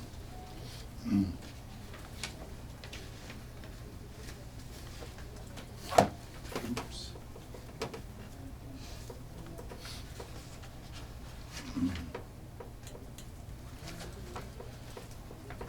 So, VNRC had ample time to think about how it wanted to publicly characterize the value of Act 250 before posting that language, which was recently scrubbed from their website. The question is, what changed? The district commissioners and the public. In the brief time I have today, I'd like for a moment to bring you into the room, into the first minutes of an Act 250 hearing. I've been in that room with these commissioners at uncounted numbers of Act 250 public hearings. Without fail, these hearings begin with what I would describe as an aura, a fleeting pause, where the parties and the commissioners share a moment of mutual respect. That moment almost feels sacred, at least to me. In that moment, the citizenry has gained access to a jury of its peers. Commissioners who, in the citizen sense, will listen closely to their concerns and know that they will be heard. I know, or think I know, that all of you on this legislative committee, as representative leaders in our state, have experienced that sacred moment, when at formal or informal meetings, you've looked out upon the expectant faces of the citizenry, waiting to hear from you, and for you to hear from them, in a civic exercise of good faith. You know the look, you know the feeling, a feeling of profound obligation. I've observed district commissioners over the years perform their sometimes gut-wrenching duties with dignity, struggling mightily to administer a just and fair decision, based upon their good faith application of the law to the facts of any specific case. There are those supporting the elimination of these district commissioners and replacing them with a Montpelier-based and Montpelier-directed centralized board with an ill-defined but non-voting role for the 2 regional members. 5 minus 2 is 3, a quorum for all future decisions. Why would the administration, the Agency of Natural Resources, and now the Vermont Natural Resources Council, at this late hour, drop this radical idea upon the committee? The principal stated rationale in the bill to create consistent review of Act 250 permits. Surely they did the necessary due diligence to provide the committee with statistical evidence that commission decisions are detrimentally inconsistent, didn't they?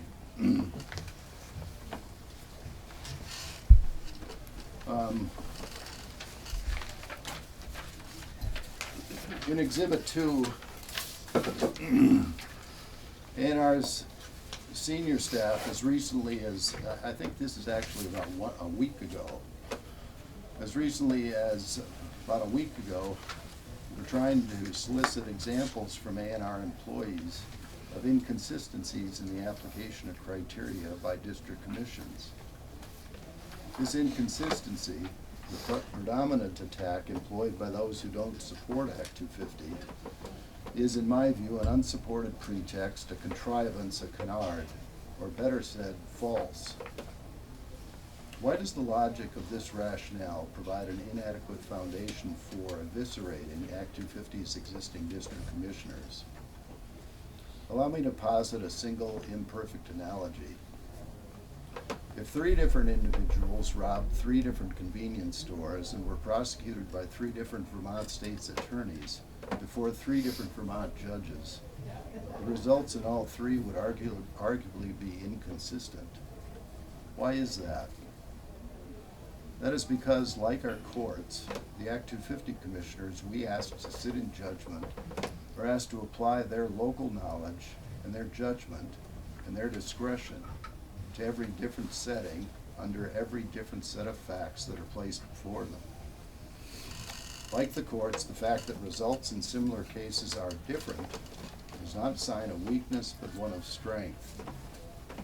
It supports the proposition that the Commission is applying its judgment on the facts of each case and is not simply a rubber stamp.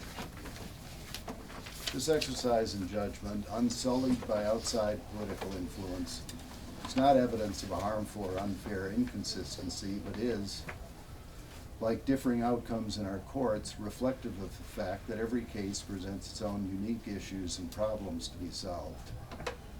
If we were talking about allegations that the local commissions were routinely making incorrect rulings on the law, then that could be addressed with better training. The NRC seemed to understand this in its cited position from November of 2018. No, that is not the charge. The implied charge is that the Commission rulings are inconsistent or unpredictable for developers. Unpredictable. I don't think so. When year over year, Act 250 statistics demonstrate a 95% approval rate with conditions deemed necessary to address the concerns of both the citizenry and the Agency of Natural Resources, conditions which reasonably mitigate undue impacts on the neighbors and upon Vermont's natural resources. I suggest to you that the final outcomes in most cases are predictable on the principal question: will the project achieve a permit? The clear majority of those decisions are never appealed. I, for one, find it troubling but not surprising that paid power brokers, lobbyists, and political insiders would support a plan to further chill citizen participation in the informal proceedings before their local commissioners. You have in the voluminous written record a graph showing the sharp drop-off in citizen participation at the appellate level after the creation of the more formal two-judge environmental court. I think Mr. Chapman referred to that in his testimony earlier. That court, seemingly untroubled by the low level of participation by the NRB, has proven to be a high-stakes generator of billable hours for attorneys, with rulings on motions often outnumbering rulings on the merits. So what do I recommend that you do? As I testified on April 2nd, I urge you to preserve the time-tested role of the district commissioners. Mandate additional training if you conclude that inconsistency is the problem. Arm the commissioners with an express, non-adversarial problem-solving tool to use in appropriate circumstances. The facilitator idea advanced by the Vermonters for a Clean Environment. Move appeals, not hearings in the first instance, to an enhanced verb as proposed in the committee bill, one that, like the administration bill, is designed to be insulated from political interference and which comes with increased ethical standards. Legislation that all Act 250 applications would be filed with the administrative districts is a wise choice. But please, do not destroy or substantially undermine the principle of an informal local process presided over by 3 local citizens honored with the title of Act 250 District Commissioner. Again, it's been my great privilege to testify in your committee. Thank you. As I observe the sunset of my career as an Act 250 coordinator, I feel nothing but gratitude and wish you all the best in the difficult days ahead. Thank you. Thank you. Questions for Mr. Burke? Representative Hall. Mr. Berg, thank you so much for coming to our committee again. You're welcome.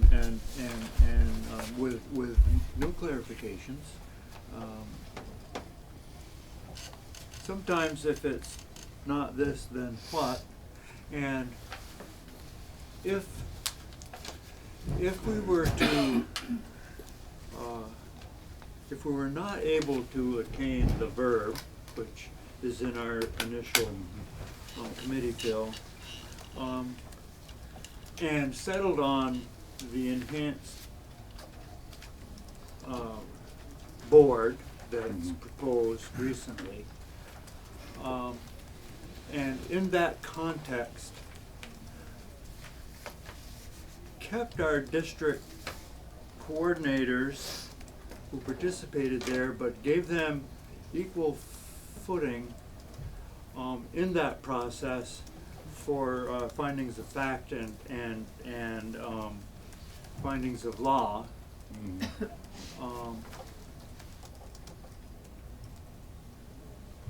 How does that play out in your mind?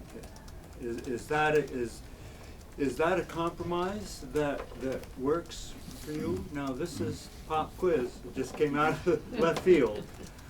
Representative McCullough, that is a that is a great question. I think it'd be a horrible idea to vest me, a clerk. I've always viewed my role as a district coordinator as essentially the clerk to the commission. Okay. To vest me with the authority to, literally, I think the bill would vest me with the authority to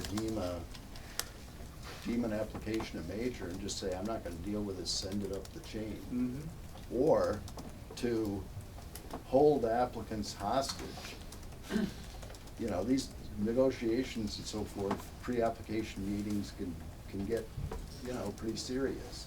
But it would empower coordinators to act in a role that strikes me as inappropriate for the 50 years of history that we have with the 3 district commissioners. And it would be it certainly wouldn't be consistent with the spirit or the intent of the existing law to empower the clerk to be placed in that position. But I think most importantly, it could actually increase the rate of appeals. Because I may not have, as my boss, Chair Snelling, knows, the warmest personality, but it could result, you know, if an applicant comes in with shall we say, you know, a pretty incomplete or inadequate application and so forth, and has a disagreement with me about what would make it complete, so on and so forth, and that disagreement, you know, is intractable, then that's an automatic appeal. So, to me, there is significant potential under this plan, if you set coordinators up in this kind of a role, for an increase in the number of appeals to this Montpelier-based panel. So I held our district coordinators in a higher, and it may just be semantics, but not as clerks, you know. I mean, I'm thinking of you and our district coordinators in my district as not record keepers, if you will, but record makers, and with the assistance of their commission members. That's more or less a statement, I guess. And how did that work out for you? Tremendous. I thought so. I think so too. Thank you for asking. Yeah. But you always felt, I hope, that it was your decision and not the coordinators that was being made. The decision of my board, yes, absolutely did. Yeah. And I think that's the way it ought to be. Thank you. Thank you very much. You're welcome. Philip Salinger. Bill, thank you for your service.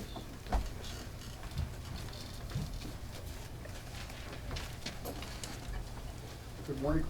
Good morning. I'm another dinosaur.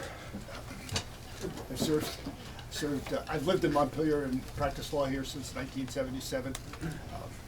I served on the district. I served as chair of the District 5 Environmental Commission from 1995 until early 2002, I believe. I've served on the Montpelier Zoning Board of Adjustment for approximately 20 years until it became the Development Review Board in 2002, and I chaired it until 2018. I also served as on the Fairleigh Planning Commission, because there's a provision in Vermont law that says that one member of the Planning Commission can need not be a citizen or a voting resident of a particular town. So I've worn 3 hats in the land use field. As I said, I also practice law, so I have occasion. Most of my clients are would fall on the developer side of the scale rather than parties seeking status for in opposition or in support of projects. I was only asked to appear late last week. I don't have pre-filed testimony for you. I didn't have time to register all your names and things like that, but it was suggested that, I'm also not here as an advocate for the legislation. I have my own personal opinions, but I don't think any of them are really germane, and nor are they fully developed enough for me to participate and offer you a critique of the legislation as it stands right now. And I understand how it evolves over time. But I'm here essentially to answer any questions you may have about operational issues and the jurisdiction between DRBs and district commissions, and if you have any questions about war stories, I'm happy to provide them. Questions for Mr. Zimmerman? Representative McCollum. So, Philip, again, thank you for coming today. You heard my question of William Burke around the what-if scenario, if not the verb, but now the enhanced RB board and the delegation of more authority to the 2 district coordinators that would be working with the 3 professionals, if you will, and by the way, that kind of bothers me. Aren't we all professionals once we're doing it? But having said that, what's your response to that question?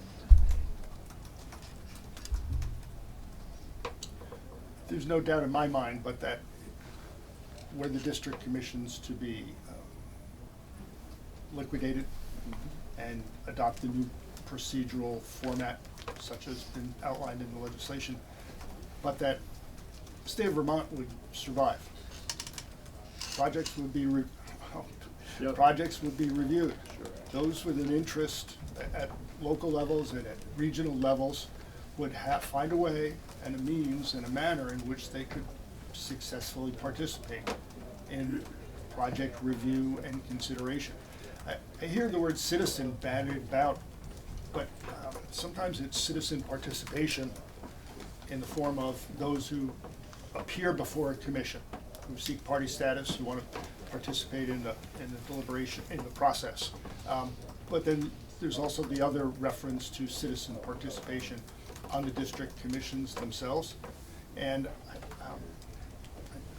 it'd be fair for me to say that I was a novice when I took the position of chair of District 5. I was much more conversant and had much more expertise after 1, 2, 3, 4, 5, 6 years of serving as chair.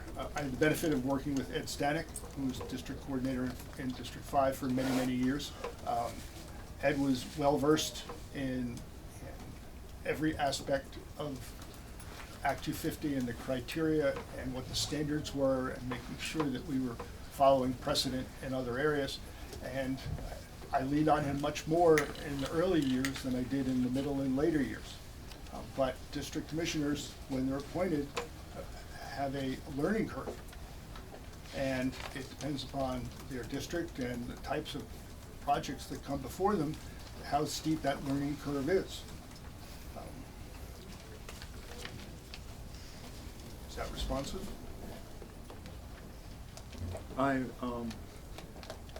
What I'm gathering from that is district commissioners aren't an awful lot different than legislators. We have a very steep learning curve, and we are responsive, try to be. So then I'm now reading between the lines, and I'm thinking that what I'm hearing is we need to keep our district commissions intact. Am I putting too many words in your mouth? That's not my testimony. I said that I thought for the state of Vermont would survive. Mm-hmm. Yep. But will it be happy? Well, I can tell you, district commissioners don't have to walk in the parades on 4th of July. They don't have to kiss babies and things. And sometimes, sometimes it was often pushback from the community on certain projects. Didn't feel very, very welcome in some communities by the time your review of a project was completed and a permit issued in that case. Those people who opposed the projects held grudges, and they were unhappy. And so. Thank you very much. Representative Dole and. He was first. I was going to ask you if you thought as the system now stands, if we're seeing really place-based decisions when it comes to Act 250. Well, I have to refer to my dinosaur status. Remember that I departed District 5 in 2001 or 2002, so it's been some time. I've had a number of clients who've gone before District 5 since that time. They weren't very complex procedures. There wasn't a lot of opposition. Clients were well represented, not talking about their legal representation necessarily, but they were well represented by experienced engineers and experienced other professionals who helped them prepare and submit an application. And if they have good advice, then they can anticipate what evidence should support an Act 250 application. So I can't really testify to the current status, other than I think it's working. I will tell you from my own personal experience, I think the environmental court as a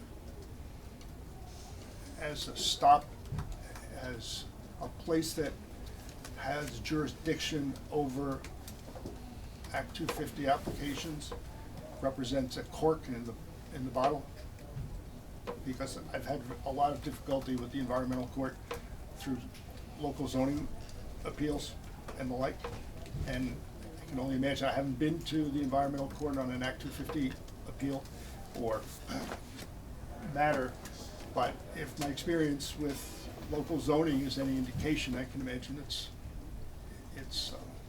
represents an obstacle to at least efficient administration. One more question, Representative Dole. That's okay.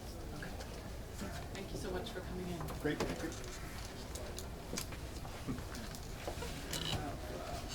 Eugene Reed. Hey, young fella. Where you been? I apologize for this. He had sent an email. He is not going to be able to make it. He submitted a written testimony, and he asked us if Dave could read it. But we could table that and just have it as. All right, so Mr. Reed submitted written testimony that we'll look at another time, so we're trying to make up a little time. So Tim Taylor. You don't make up much time with me, though. At least by reputation, anyway. Welcome. Thank you.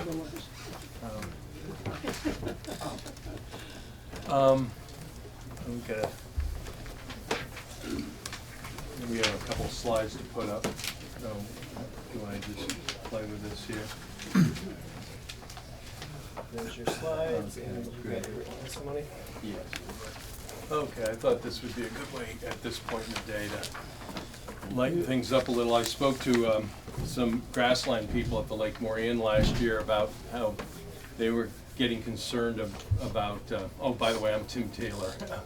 And we have my wife Janet and I have a vegetable farm in post mills in the town of Thetford, and we've been farming for 40 years, and we have a number of greenhouses, and we employ approximately 40 people seasonally, all local people. Since 2011, I've been chair of the District 3 Environmental Commission, so I've been appointed by both Democrats and Republican governors. What I was referring to here with the little scary is that they were concerned about how it was going to start to affect farms and whatnot.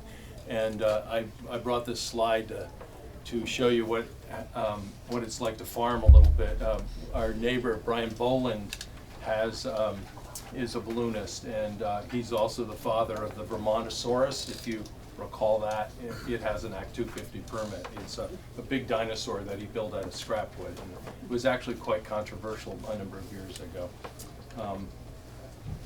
So that's me getting appointed, and what I want to emphasize when we get there, so I'm principally here, my district, as you might know, is District 3, is the northern part of Orange County, well, most of Orange County and the northern part of Windsor County. We actually get as far over as Hancock and Granville and go all the way up to the Snow Bowl. It's kind of a funny little district.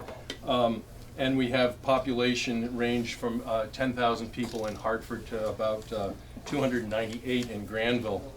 And during the time that I've been district chair, I've conducted about 70 hearings, including some fairly recent ones. The B&M Realty, which went all the way to the Supreme Court, and which was at Exit 1, and Exit 4 with Sam Samus, which was going to be that large development. And we were doing partial findings on 9B as it relates to the prime agricultural soils. And as you all know, we never rendered a decision there. They withdrew and settled, and the land got conserved. So I'm here for one principal reason, and that's to ask the question, why? Why should the citizen-based district commission be replaced with a more centralized enhanced commission, consisting basically of professionals? So I spent some time rereading the report, which I spent about a year putting together, and I know you worked awfully hard on it. And nowhere in there is there any suggestion that the district commissions have have failed to adequately address the Act 250 criteria. It's just not there, or render fair decisions. In fact, the district commissions are described in the NRB annual report. This is the NRB report, so I'm speaking about something slightly different, as the heart of the Act 250 process.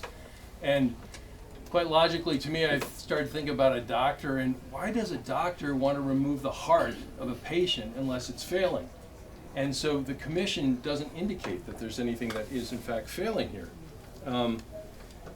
In fact, there's one quote I want to read you. So the commission states, the ability of the district commissions to question these A&R permits should not be reduced at a time when it appears important for the district commissions to more vigorously exercise their supervisory authority over water quality impacts or projects within their jurisdiction. In fact, the commission goes so far as to say, we need you, and we need you to be strong. In fact, there's been a lot of talk about inconsistency, and we've heard from A&R about it.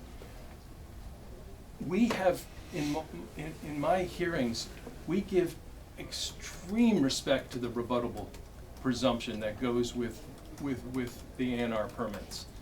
I do not recall ever challenging one of those permits. We have, I would say, almost complete respect as it relates to that. We have disagreed with a few conditions that have been asked to put into a decision. But as to the rebuttable presumption, that's just not an issue that comes up very much with us at all. To me, it's a non-starter with respect to quote, problems or inconsistencies. The report goes on, and I won't read all the report, you can check it out again yourself, but the final thing that's said is they act, us, district commissions, as a safeguard against agency decisions in case they are flawed.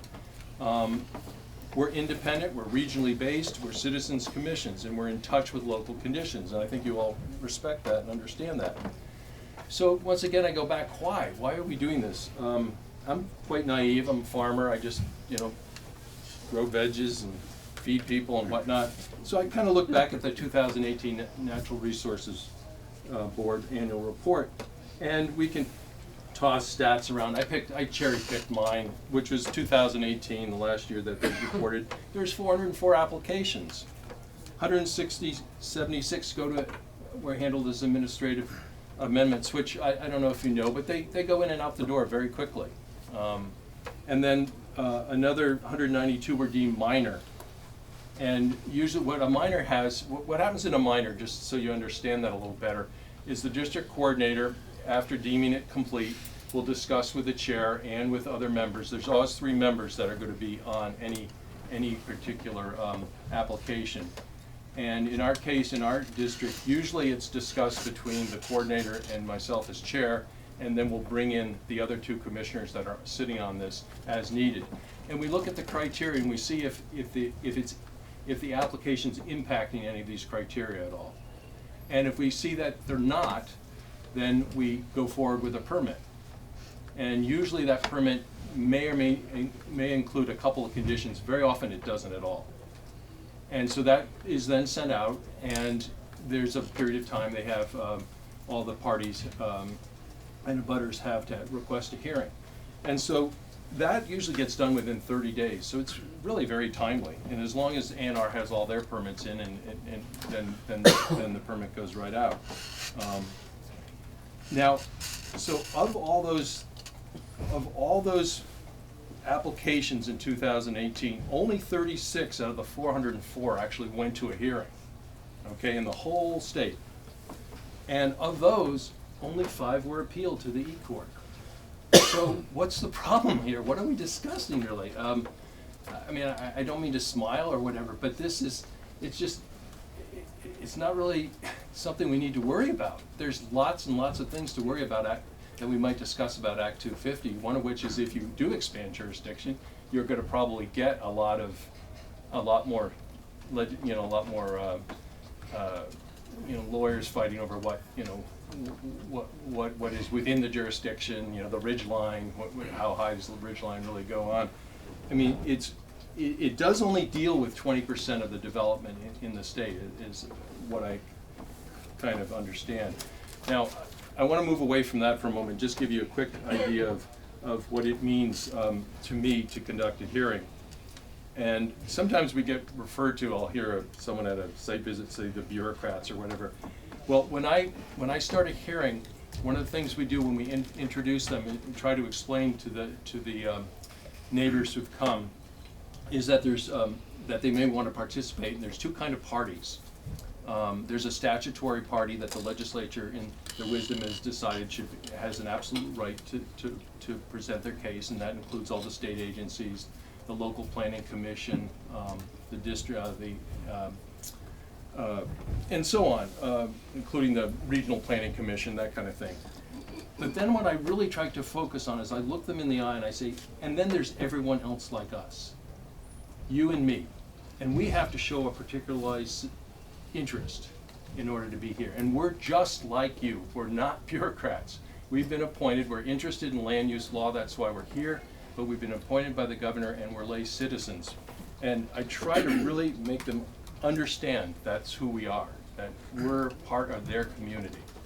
And it's very important to me. Then at the very end of that hearing, I don't consider it a really good hearing if at the end of that hearing, and the reason I have that slide up is that's my grandson and my granddaughter, and that's my point. We're just like the average person out there. But you grow better tomatoes. Well, yes, that I could talk about. Those are I'd love to talk about. And that's our farm there, and that's Lake Fairley. So at the end of the hearing, what I'm most proud of is when a citizen, a party, a neighbor comes up to us and says, shakes our hand maybe and says, I don't think you're really going to agree with me. but you know, you listened to me, and more importantly, I couldn't figure out the questions to ask, but you asked those questions, and I see that as our principal job, is to get those questions asked that is on the minds of those who've come to the hearing. And more times than not, well, the evidence is clear, we don't see an appeal after that. If you think about it, what do we do? What do we do? And I'm not going to bring up A&R and Brian and whatnot. I like all those people. I had it in here to bring them up, but I'm not going to bring them up. I'm going to instead focus on the criteria that we most address. We most address criteria 8, aesthetics. Okay, so what is that? You probably all know, have some idea. It's been boiled down to the Queechy test, and Dan Hershenson, I think, was one of the people behind that years and years ago. Great man.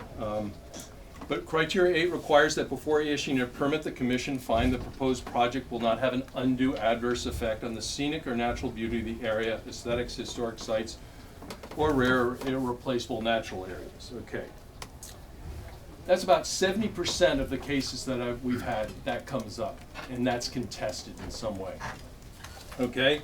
We must decide whether the project offends, quote, the sensibilities of the average person. The average person, not experts, the average person. Is the project offensive or shocking because it's out of character with its surroundings or diminishes the scenic qualities? So what we do is we discuss noise, we discuss visual impacts, and we mitigate these. We make nobody really happy,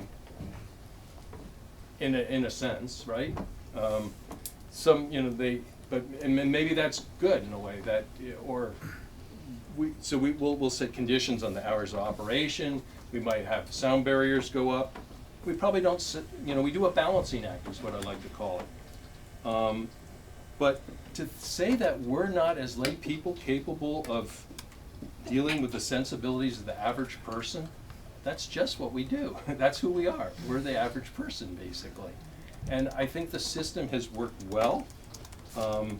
If you want to push towards more consistency, then what I would say is something I've been after since I've been, is we can go on our data and we can bring up what's called e-notes, which are decisions, which by the way, most of them seem to still be there from the e-board days, you know, from 2004.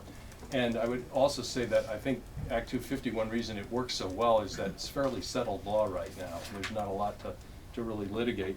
But what I'd love to see is to be able to go on there and put 9B criteria in and have it pop up and show me what other districts have been, how they've been dealing with that criteria, that issue. Like for instance in 9B3, there's clustering that needs to take place. So who's dealt with that where? And if I could, as a chair, get that, then I can see what is being thought about in other districts as well. Now we get some of that through the coordinators now, but if I could actually log on to that and see that, that would be great. So anyhow, thank you again for the opportunity to speak with you. I have lots of war stories and things I'd love to discuss about it, but I just think it works well, and I ask you to keep us doing what we do. Thank you very much. Questions? Okay. Thanks for coming in. Thanks. Yep. Thank you. Oh, you're welcome.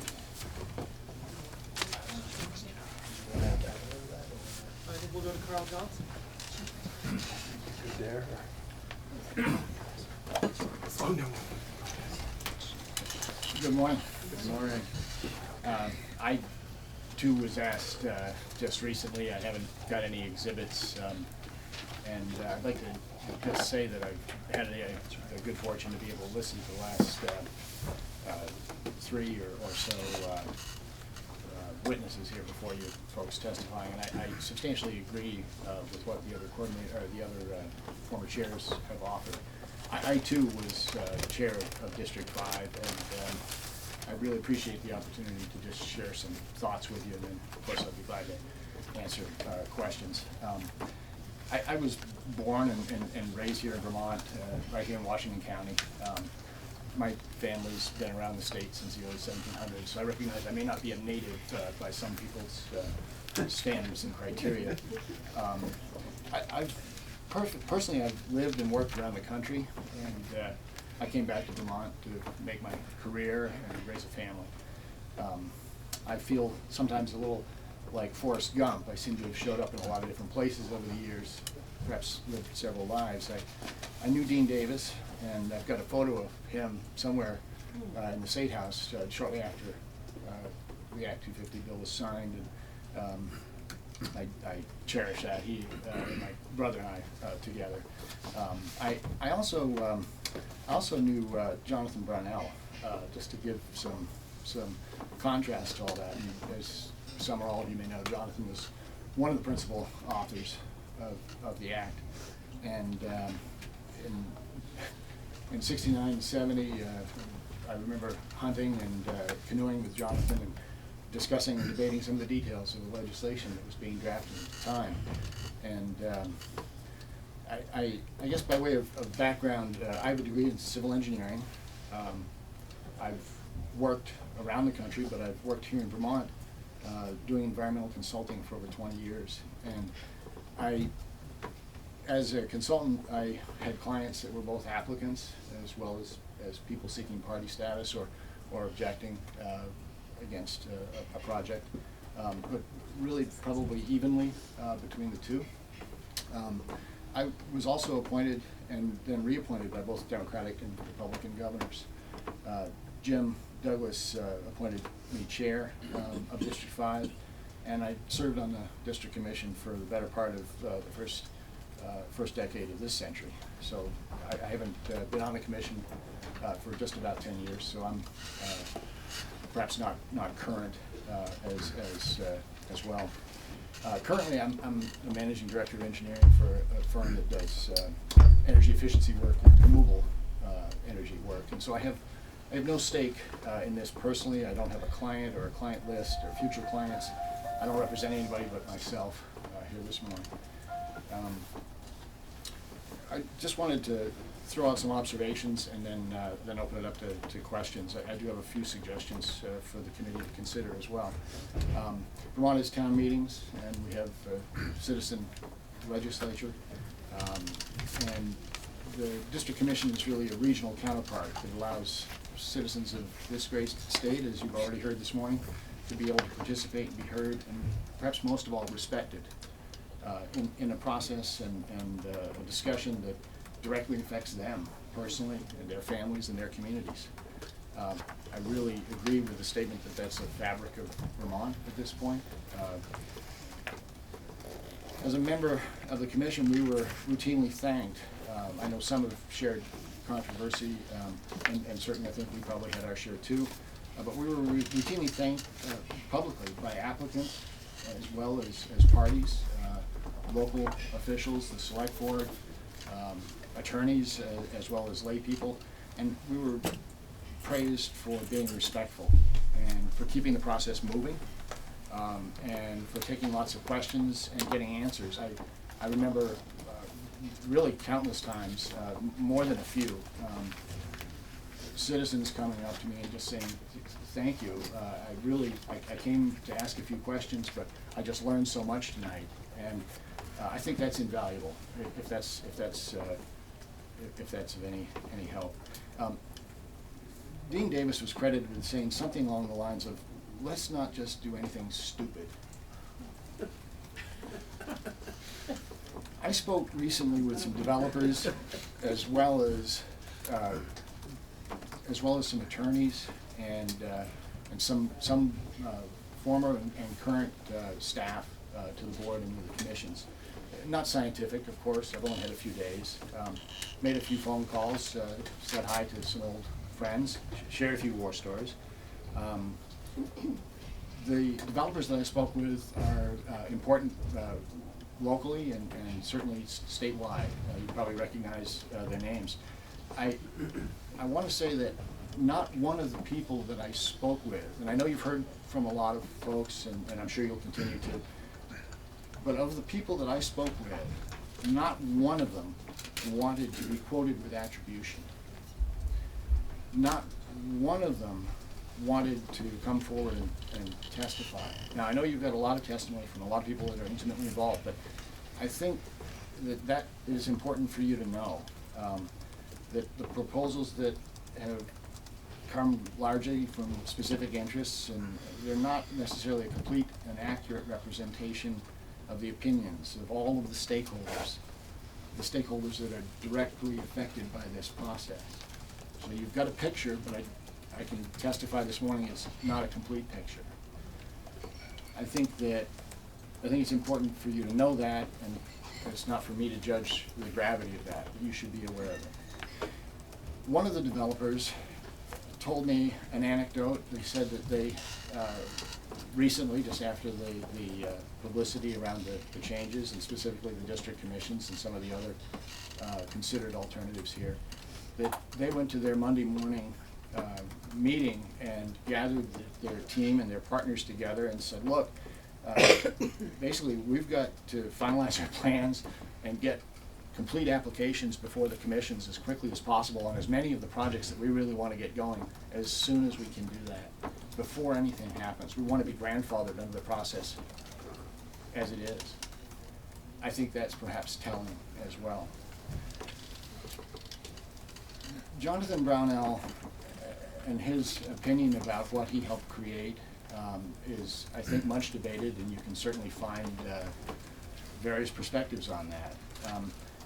He never questioned the wisdom of having a regional commission of citizens and supported by a professional staff running a quasi-judicial process. Never. His concern, quite frankly, his grave concern in the years shortly after the act was passed, boiled down to a concern about the state and the centralization of planning here in Montpelier. And specifically, he was very concerned about the taking of private property rights by a consequence of the state land use plan. He saw the district commissions as part of the mechanism, not only for citizens to be heard, but for their rights to be protected. Kind of interesting to hear that perspective from one of the authors today. He said at one point that a crucial element was the importance of building a structure that could not be manipulated by those who had specific rather than community objectives. I agree.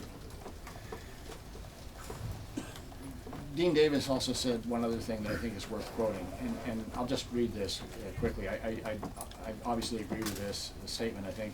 He said, in my humble opinion, the district commissions, he'd been asked about the district commissions in this context. The district commissions have been the great genius of Act 250. The fact that even though there have not been a large percentage of permits declined and an amazingly high percentage of those have been improved in the process, I think that's good because everyone learns more through this process. That's my observation too.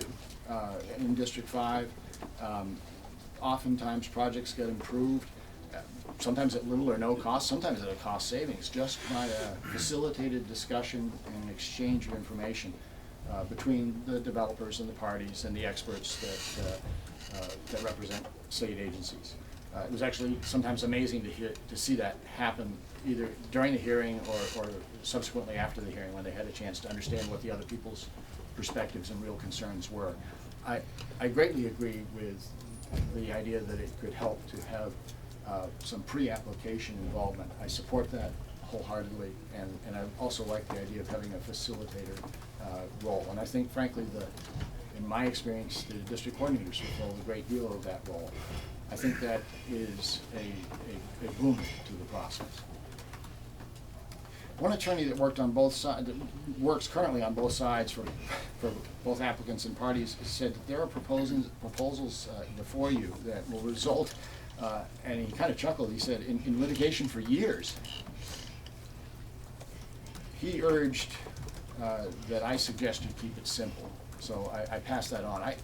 I agree. I know that may seem difficult to you at this point, particularly with the investment of time and energy and work that you all and others have put into this. But please don't make Act 250 some great experiment or part of a great experiment as a 50th birthday present. By some estimates, and I think we just heard some of that, only approximately 20 to 30% of development is currently subject to Act 250 here in the state. So a great deal goes on outside of this venue. And I heard 95%, and elsewhere you're finding 98%, but certainly a vast majority. 98% of the applications for an Act 250 permit are approved. So if that's true, if 20 to 30% of the development is going through the process and 98% are approved, I have to ask the question too, what's the problem that we're trying to solve? And I guess I've frustrated people in my career in listening patiently and then asking that question at a moment of silence in the room. So what are we trying to do here? I urge you to ask yourselves that question. If you're concerned and interested about consistency and predictability, which I know is the aegis over much of this, then that's a fairly telling statistic at 98%. As an investor, if I'm aware of an outcome that I can rely upon roughly 95 to 98% of the time, my money's on that every single time, right? Act 250 was designed to achieve a balance between economic development and the legitimate interests of citizens and municipalities and state agencies. And now it's time for me to tell you something that I'm sure you all know as citizens legislators. This is true of the District Commission. We're not stupid. We weren't stupid then, we're not stupid now. The Commission isn't stupid. We know pretty much what's going on. If you espouse your opinion or state your case, we kind of know what's happening. I've got the following suggestions, and I'll try to be brief. Don't cede authority carte blanche to any specific state agency on projects. Don't do that. That's folly. We didn't necessarily challenge a great many. I don't remember more than maybe one or two off the top of my head, situations where permits had been granted. In some cases, in one in particular, the project had been years since the permits were issued, and the project had changed so much it didn't even cover the area that the project was going to be built in. I think that's valid to ask that a permit cover the area that the project's going to take place in. Don't abolish district commissions and centralize the functions in Montpelier. And don't limit the local commission representatives with the ability to just cast votes on matters that they're presumed to be incapable of understanding or deciding, even though that's what they've been doing for the past 50 years. Particularly if it's just for less than 2% of the applications. It's not worth it. One thing that you should be interested in too is the consistency of that kind of statistic.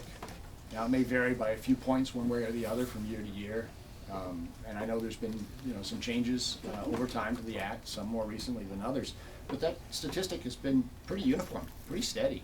It's been 95, 98%, really right along. You can go back and look at this, and the board has records of this. I think that's amazing.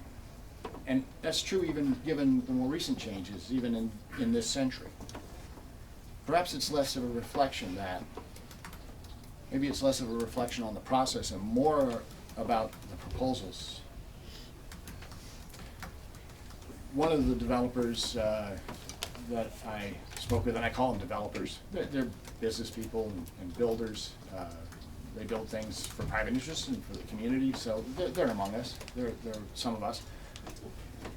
One of them said, and I think there's some wisdom in this, he said there's more differences between individual projects that go before commissions than there is in differences between the commissions that I go before, is what he told me.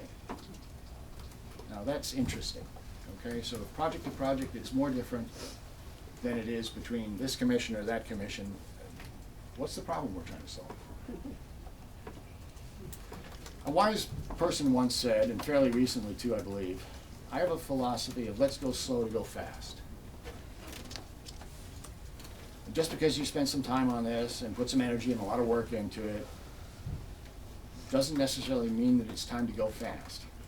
With regard to consistency, one comment that I just shared was the difference between the projects and the commissions. I want you to please take that to heart. If you want to foster greater consistency, and between different district commissions, consider establishing members at large for the commissions. And I've only had a few days to think about this. This is a little bit better than half-baked, but I don't have the details.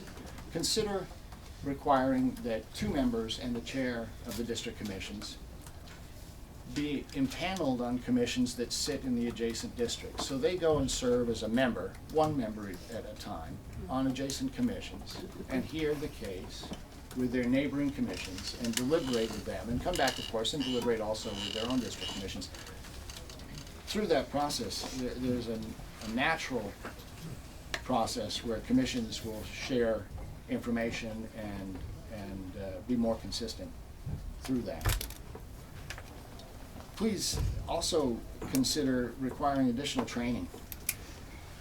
The commission members are lay people, and they're not stupid, and by my estimation, and I will say this about the staff as well, I've never worked with a more dedicated group of individuals, and over the course of 10 years, and quite a number of folks went through the commission while I was chair as well, and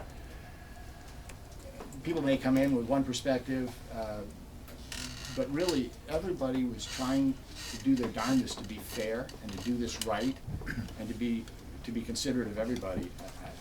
I gotta impress upon you that the highest ethical standards were in place for the district commission as well as for the coordinators. I never saw anything, and I would report it to you, I never saw anything that caused me to question that. Consider requiring additional training. I never got any training when I joined the commission. I have a background, so I don't feel like I suffered. I sort of knew the ropes a little to begin with, certainly more than many others. But I never got any training, and that's folly. I could have benefited certainly by understanding some of the precedents and case law. Training happens at the annual meeting. It's great. I enjoyed it. The other commission members that I spoke with also enjoyed it. Everybody thought it was great. You're always pressed for time. You have an annual meeting once a year. And usually the questioning is limited by the time on the clock. You know, okay, we've got 10 minutes for questions. Anybody? And that's where the magic happens. The exchange of information. I hear the questions that you're answering, and I hear the answers that you're getting. I learn too. And besides, if somebody's asking a question, probably 2 or 3 other people in the room have the same or very similar questions. Consider requiring that training to be scheduled separately from other meeting agenda requirements. Quarterly would be my thought. And require that at least an hour be reserved for the commission members across the state to ask questions of the professionals at the board and the agency and to understand precedent and hear that exchange. Consider requiring that chairs serve a minimum of 2 years on the commission as a member before they can become chair.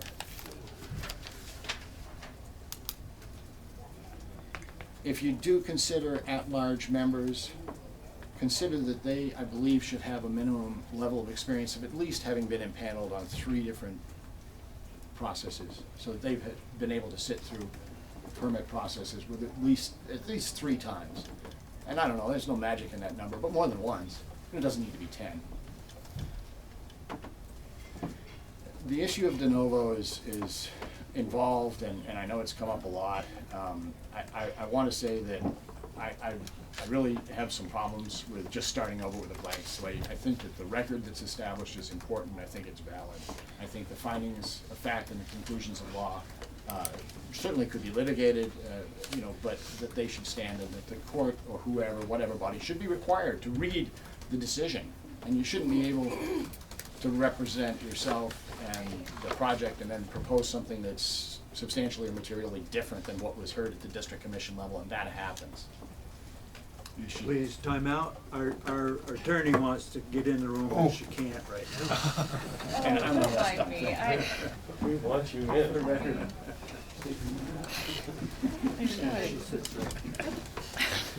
Would you like to come to me? I mean, Yes, she did. I wasn't trying to interrupt, I'm sorry. You're not interrupted. I did the I interruption. appreciate your input, but we have other witnesses I behind you, understand. so. Can I wrap in 1 minute? Wrap it up. I'll wrap in 1 Great. minute. And to that point, would you submit that electronically, your testimony that you've been ticking off on your phone? I can do that. Thank yes, sir. you. You betcha. I'll keep it brief, and thank you, Madam Chair. I do support the introduction of the discovery process. I think that interrogatories and production and depositions are an important part of the appeal process, so I can support that, but not to the exclusion of the existing decision and the fact record. Lastly, I think that this is an obvious statement, but the development of clear and enforceable standards under each of the 10 criteria would certainly lend itself to predictability and consistency. I'll leave you with this. Queen Elizabeth recently, in her Christmas address, was celebrating another 50th anniversary, and that's the Apollo 11 moon landing. And she, in her quotes, ended with a statement that giant leaps often start with small steps. And I urge the committee to take small steps if you aim for great leaps on Active 50th birthday. Thank you for your time. Thank you very much. Mr. Hastings, a question here among the committee members. That was Thank Queen, you so much. Queen Thank you. Elizabeth In her Christmas address. this year? Last 2019, but yes, last year. Thank you. Thank you. Thank you. Evan? I'd spend time on that. It's a nice quote. Next. I like the quote. Hi, John Brabant, Regulatory Affairs Director, Vermont Environment. It's some powerful testimony this morning. It'd be hard for me to stay on track with what I've come to present. There's so much I'd like to delve into based on what was said. But before I get into my testimony, I'd just like to make note of what Mr. Carl Johnson just mentioned, and others about the lack of training. It comes as a surprise to me because back when it was the Environmental Board would regularly hold trainings statewide for all their commissioners. They'd all come to Montpelier, and they would invite, on occasion, A&R employees in. I, at that time, was a regulator at A&R, and participated in a number of those trainings. I remember a keynote speaker was Pat Perena, who at that point was already at the law school. So I find that yet another example of how things have degraded within that system, and I can only wonder why. So I submitted testimony. Oh, here it is, right here. To you. Oh, and I want to thank you all for providing me this opportunity to testify. Again, I'm John Brabant. I'm the Regulatory Affairs Director at Vermonters for a Clean Environment. I have previously worked as an environmental consultant at 2 different consulting firms in Boston and in New York, and then for 25 years as an environmental regulator at VSAC Natural Resources. I'm a trained hydrogeologist. But I spent most of my life as an environmental regulator. Among other things that I would do is I would testify before you all on behalf of my program or the programs I was representing and draft legislation. Having said that, I raced to put this stuff together, and I feel at some level it's a bit rushed, but I wanted to get some ideas on paper rather than just generalizations and platitudes on what needs to be fixed and what's wrong and what's right. But if you'll see on the first page of my presentation, I list the changes that you already know. I don't know if I'll bore you with all the changes that are proposed in the administration VNRC presented proposal. I will say that I struggle in general with the process that arrived at that proposal. VCE has been, Vermont for a Clean Environment, who I represent, has been engaged in Act 250 policy for over 20 years. I sat at the table as a citizen volunteer on a number of committees, study committees, that worked on what to reform in Act 250, what should remain. Always the same issues came up, as I kind of stated from the sidelines last Thursday. A&Rs continually looked for their permits to not be rebutted or rebuttable in the 250 process. That is essential to ensuring on big projects like Act 250 reviews that those permits are credible. 99.9% of them are, but on these big projects where there's big pressure at the governor's office, every governor of every political stripe feels those pressures. There is a tendency, and there has been a tendency over the last 4 administrations, for them to tinker, to tamper, to impose their will on what should be neutral reviews of for water quality certificates or solid waste facility certifications, or go down the list.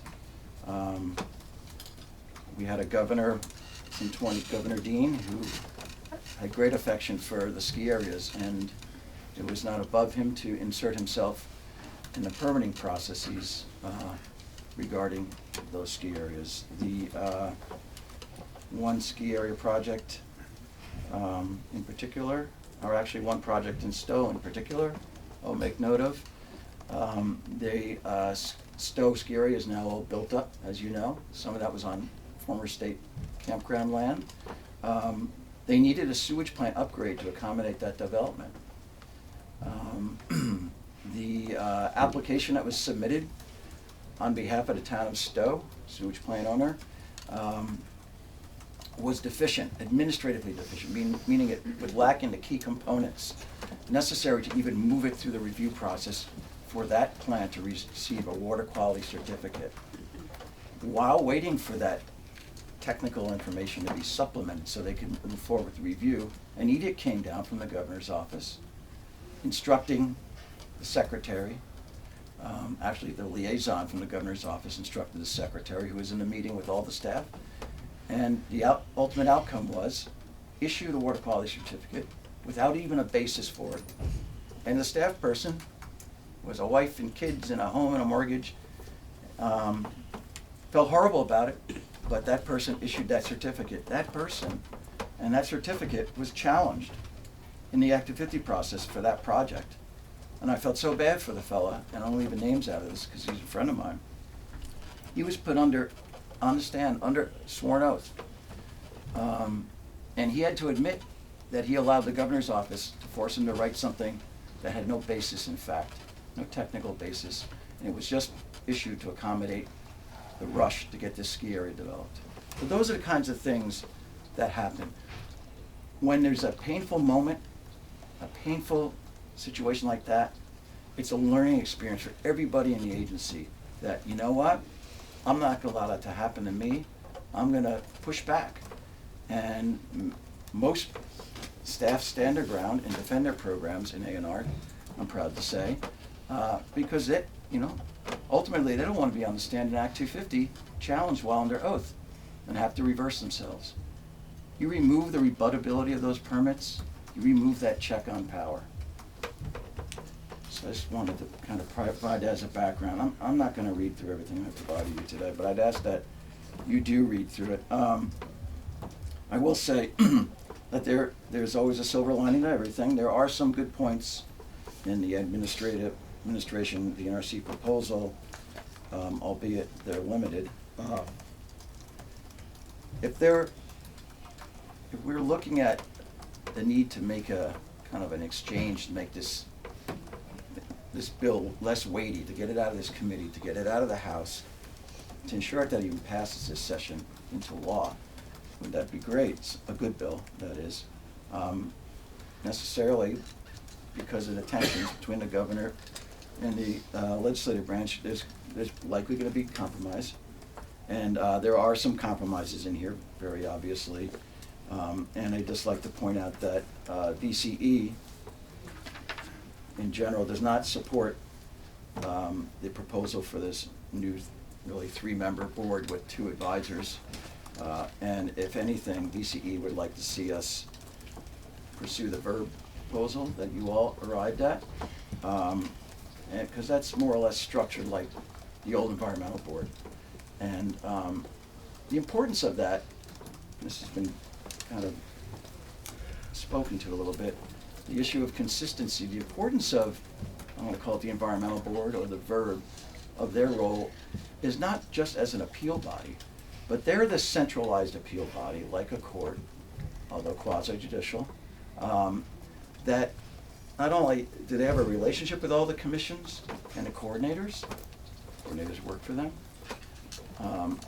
but they also have an interest in seeing that their entire program functions consistently across the state to some degree, while allowing for local color and flavor to enter into permits. I would not want to see the same conditions on a permit from Chittenden County, you know, a more densely populated permit in Chittenden County, to necessarily be the same for all projects in the Northeast Kingdom, for instance. But the VERB, or the or the Environmental Board, as it used to be, provided that check and allowed for that consistency. There were few, but there were important decisions that were overturned by commissions. I can think of the Upper Valley Regional Landfill decision that was, actually, I think it was denied by the commission. It was in Post Mills. And then it went to the board, and the board approved it with conditions. And then there was a request for reconsideration, and upon reconsideration, it was denied. At this point in time, that land is conserved. It's a conservation area, there's a public community water supply, there was a remedial action taken to fix the water supplies, which I was involved in, and we were able to secure a conservation easement and get the online landfill capped through all that. And a lot of that was born out of the decision to deny, because there was so much pressure to permit this thing and ram this thing through our system. Act 250 actually took the pressure off the A&R permitters. I was the permitter on that project, so, for the solid waste program at the time. If there were to be a quid pro quo, as it were, with the administration in order to get something through, VCE thinks that, and again, I'm not going to speak to specific language, but thinks the idea of providing some relief to designated downtowns, neighborhood development areas, some relief of process where they have good zoning and subdivision regs and approved plans, that might make sense in exchange for protection of our forested woodlands, our core forests, our wildlife connector corridors, whatever the phrase is, and for protecting the heart of our core forest, which is our ridge lines. In every case, those ridge lines are in the heart, and when you see a development go on top of those ridge lines, there's a road going to there that cuts right through there, and those roads are massive because they have to switch back up those mountains. And why do I bring ridge lines up? Not only because it's been a subject matter here, but because the projects that most threaten ridge lines are not projects that are seen by the Act 250 process run by the district commissions. Rather, those are reviewed by the Public Utility Commission. That Public Utility Commission, under state law, is expected to apply this very same Act 250 criteria and treat those projects similarly to what the environmental commissions and the environmental court would treat housing developments, say. But they don't, because the Public Utility Commission will walk a developer and walk the parties through each and every criteria and criterion, and then at the end, if they don't pass muster, they will acknowledge that this impacts undue, that impacts undue, you fail to meet the minimum requirements of this criterion. However, we have the authority to override any one of those 250 criteria with a finding of public good, and we hereby declare that this project, immense and as damaging as it is somehow in public good. The Deerfield Wind Project, VNRC fought that one, as did other parties. And Vermont Fish and Wildlife fought that, and all their experts testified. And at the end of the process, the what was then called the Public Service Board, now the Public Utility Commission, overrode all their concerns and issued a permit. I'm not going to get into the details of that, but that was a very unfortunate process. So I have put together some language at the very back of my testimony on the very, what page would that be? I'm going out of order and skipping around. I put together some language, and again, this is in the trade. If we're going to provide relief to downtowns and provide relief to sawmills, which I think is a good idea. We don't have much in-state processing of our lumber. It goes to Canada, it goes out of state. That's not good for forest landowners. It's not good for the state.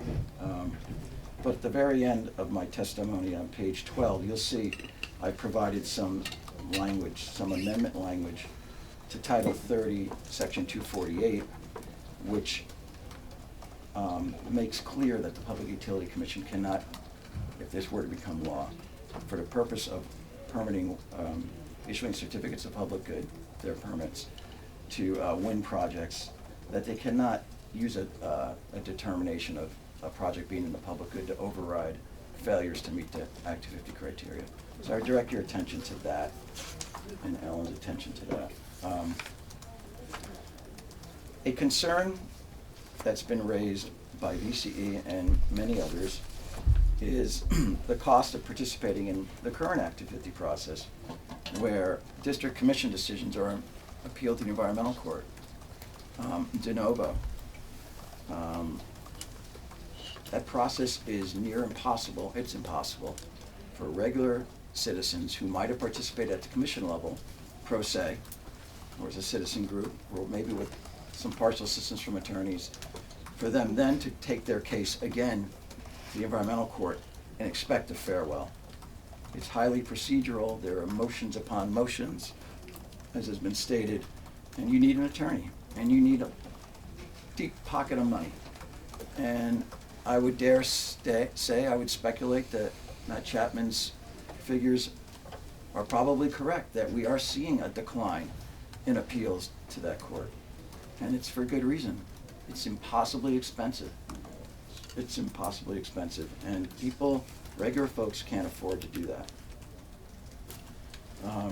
The process that's being anticipated in this negotiated agreement between the administration and VNRC actually moves the 250 process not in the direction that you all seem to be heading as a committee, having taken testimony for a number of years across the state.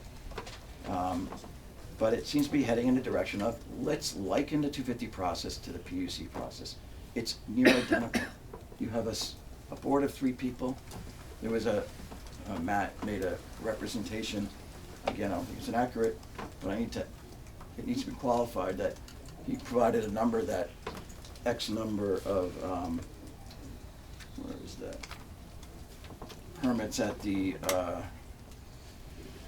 Public Utility Commission, basically it indicated the Public Utility Commission had only 25 major hearings on it per annum. Is that right? That's what he said. That's what he said. Major full board hearings. And those would be hearings without hearing officers. I just wanted to kind of correct the record. You can have a major hearing with a hearing officer.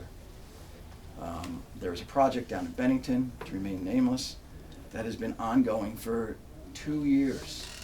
And there have been appeals up and down the Supreme Court, up and down, up and down, up and down. A big solar project, and in a neighborhood that the town plan says doesn't belong there. And it's gone back and forth. It was finally denied. It was finally denied by the hearing officer after a number of remands, and it's likely to go back up the Supreme Court again. That has cost untold amounts of money, and the attorney's gotten to the point where she is donating her time because she feels so bad. So how can citizens endure a process like that now if we build the same process into the Act 250 permitting arena? I think that is the worst thing I've heard. It's totally contrary to testimony you've heard over the last many months, and it's wrong-headed. Please do not do that.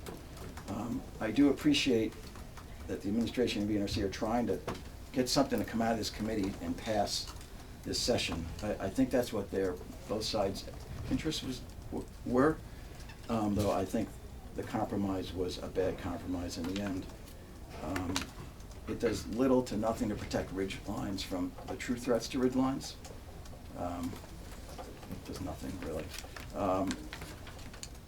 Again, if we don't simultaneously address the problems at the PUC and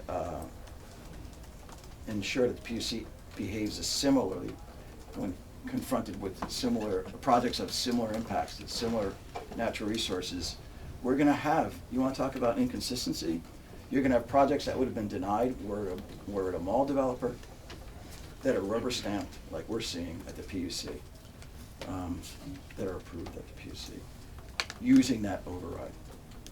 I really think that's important. This is, land use issues, whether the PUC hears them or not, I really implore you to not be so narrow as to not look at where else Act 250 criteria are used in formal judicial tribunals, as is the PUC, quasi-judicial tribunals. So I provided some language changes starting on page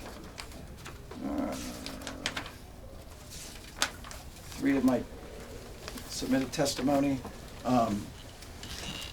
BCE, Annette Smith, the executive director, has spoken to this issue of facilitated stakeholder process.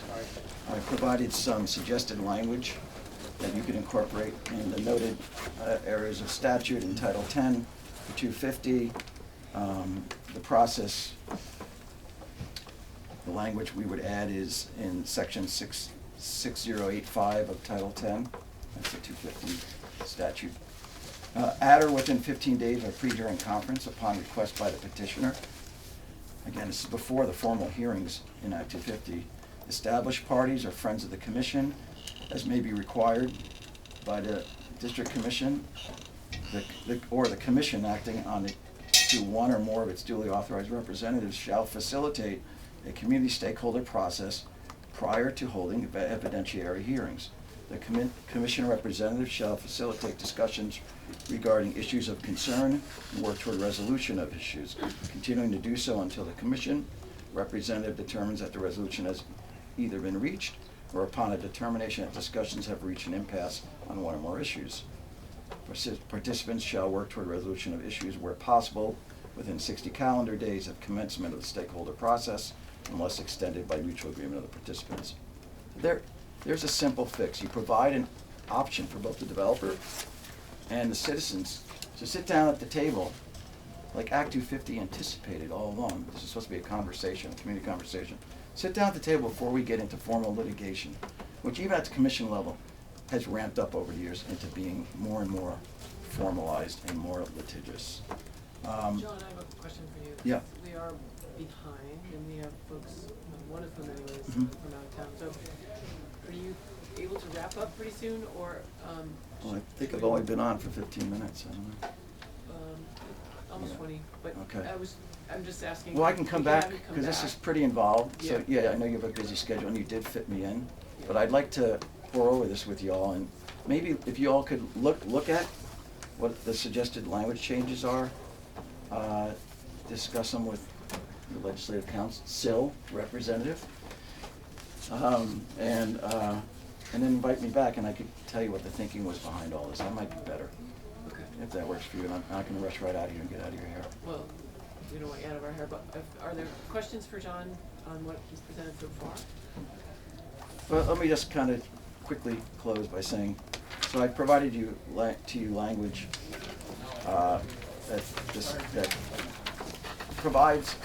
that would provide in law, if these changes were adopted, a community stakeholder process in advance of the Act 250 and PUC hearing process. The PUC actually has, kind of on their own initiative, the chair has actually started this process on his own, and it's actually the first project.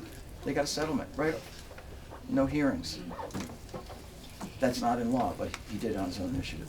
Intervener funding, I provided some language for how that funding could be arrived at with actual fee amounts subject to change. But I thought the fee amounts I provided were what would be necessary minimally to ensure that there was an adequate fund resource to underwrite the costs of parties, municipal and citizen parties. Participation in both 250 and again in the PUC process. I tried to mirror both processes because again, they both review against 250 criteria, and I really would like to see consistency across both those tribunals. Let's see. And I've also enclosed some testimony, please read it, that I provided this committee, somewhat differently configured. Back in 2016, it just kind of talks about the MOU process that A&R typically employs on, again, these big projects. Fish and wildlife, forests and parks don't have real much of anything in terms of regulatory authority, so they're forced to the behind-the-scenes negotiating table, and they enter into stipulated settlement agreements, memorandums of understanding, MOUs, whatever you want to call them, as does the DPS. And these are done without public process, and you know, a lot of them are half a loaf agreements. It's a separate thing here, and then I have actually language that kind of gets to that a little bit in my testimony. But take another look at this. This is what actually did and does happen. And then when parties, kind of like what happened here, there was basically an MOU agreed to between VNRC and the administration. I'm sure those parties left the table feeling pretty good. They didn't get everything, but they felt okay with it. And then when it faces the scrutiny of the general public, I'm sure everyone's woken up like, oh man, I wish I had asked for something different or more, stood my ground a little bit more. I'm sure both sides feel that way now. And maybe that wasn't the best agreement. But here we are, and what would that be like for you all if you were parties to a 250 process, and then this agreement came out of the blue, and you were told this is the way it is. All those issues that you've raised in the 250 process, or at the PUC, they've been resolved between A&R and the developer. And you know, there's deference given to the regulatory agency, even where they vary from their own regulations. Again, it's a heavy lift to fight that MOU. It's agreed upon, there's millions of dollars involved, et cetera. Take a look at this. Be happy to come back and speak to you about that. I got ideas for addressing fraud, fragmentation, and these are simple fixes, so you don't have to go into rebuilding all of Act 250 to get at these areas of major concern. Thank you very much. All right? Thank you. Sure. Thank you for revisiting us today. We're going to hear from you next meeting. Yeah, we did. Are you testifying? Yes. I was going to go past it. Peg Elmer and Enrique. Enrique's here, yeah. I'm gonna need that. Do you need the HDMI code? Sure. Can you help that out really quick? Hurts around over the schedule. Oh, I'm sorry. Go for it. Gotcha. Welcome to my window ledge. I'll come over here. There's not a bunch of room right here, Jamie. You can make it. Thank you. So thank you for allowing us time. This is a big switch, because you're hearing a lot on the process question that came down from the NRC and the administration, and we are making you switch to a totally different topic. That's a huge thing to get through. You need to introduce yourself. Oh, I'm waiting for him to pull up it's introduced on the slides. Just for the record, For the it's record. being recorded. I'm Peg Elmer Huff. Thank you. Good morning. Thank you for the opportunity here. My name is Erik. You know me from last year. I gave you a presentation. So thank you for the second opportunity there. Could you please speak up, because it's hard to hear sometimes. Okay. So we're moving into one of the original reasons for this reform bill is to update it to address climate and getting into the criteria 9F and 9M and what we could do that would make a major difference in this climate emergency. And Enrique and I did not know each other before this. We met testifying or speaking to the Climate Caucus in St. Johnsbury and realized we were both on the same page.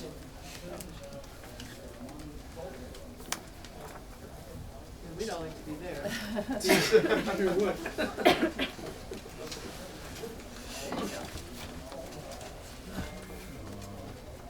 Folks turn off their notifications, that would be really helpful. It's pretty distracting when you're trying to.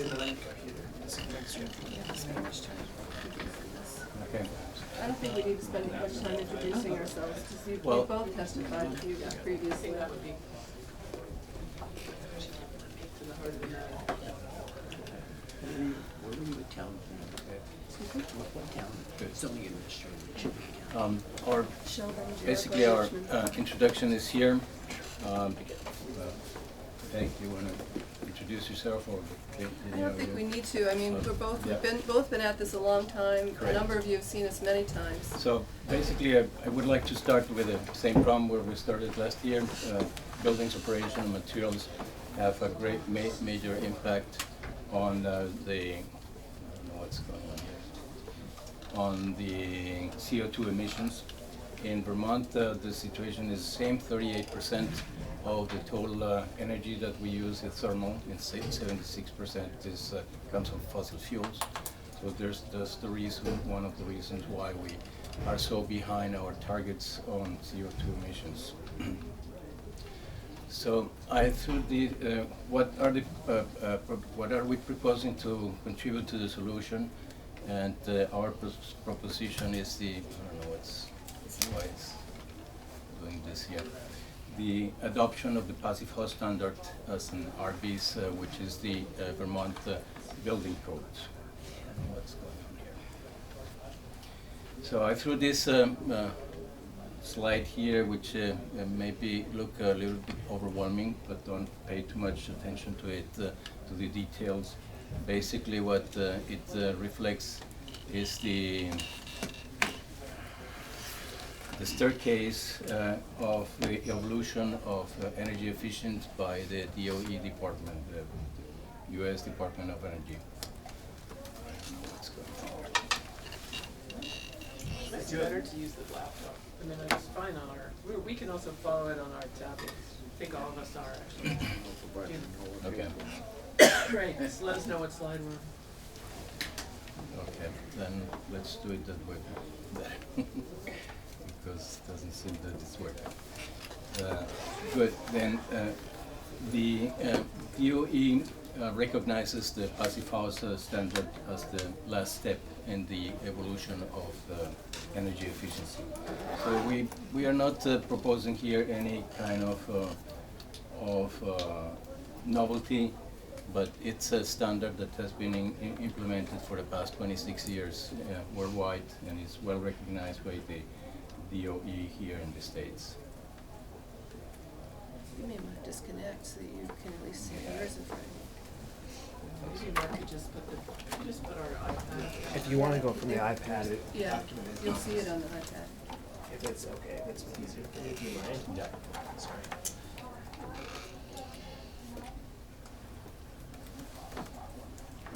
Okay, so basically that's the reason why I put it in here to see that the our proposition is something that is a well-recognized standard. So I would like to dive directly into the Act 250 criteria 9F, which is basically what concerns us, and 9M also. And the part that, although it's, I think it's very comprehensive and inclusive, and it, I think it, in my opinion, it lacks, okay. Oh, Sorry. Thank you, Mark. Mr. Secretary. It lacks some specificity in terms of the of really if you read the red highlighted part, reflects the principles of energy conservation, including reduction of greenhouse gas emissions from the use of energy, and incorporate the best available technology for efficient use or recovery of energy. There is no specific things here, so I can put an inch of insulation, and I will do that, but that's not going to get us where we want to be. Also, it complies with the applicable building energy standard, and that's the RBIS that we have. As I'm going to demonstrate to you later, the RBIS is way behind where we should be. It's about 70% short of what we could be doing. So I think, doesn't our proposed language says also brings the stretch code? Correct. The stretch code is the RBIS. The RBIS basically is split into the base code and the stretch code. The stretch code is the one that applies to up to 50. The base code is even worse than that. But are they updating that? They're updating yeah, that. So the new base code and That's the old stretch code. That's the one I'm talking about. Yeah. The new update, the one that's going to be in effect September 2020. So the new one is 70% of what it could be? Correct. Yeah. But we point to the stretch code of the new codes, which doesn't that get to the goal that you're seeking? The stretch code of the upgraded code is 70% behind where we should be. I saw in this graph, 8 years ago I came to this very same room to make a presentation to the then Energy Committee, or was also the Natural Resources Committee at that time. And I came to with two other colleagues, one of them from Efficiency Vermont, and this is one of the graphs that we presented at that time 8 years ago. This shows basically seven different houses that have been monitored by Efficiency Vermont. 5 of them were built according to Energy Star. One of them was, the shortest one is Passive House, and the second short one is the high performance building that they have developed. So the information of what we could do in terms of energy efficiency has been there for 8 years. But it seems to be that there is some kind of disconnect between the people that are telling us what we should do and the regulators, which is the Department of Public Services, which is the one that basically states what should be done in the building code. So our problem is that we are stuck here.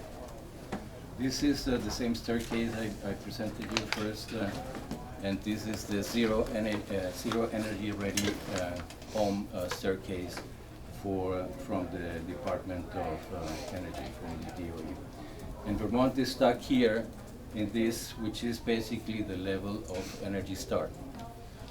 So where should we be?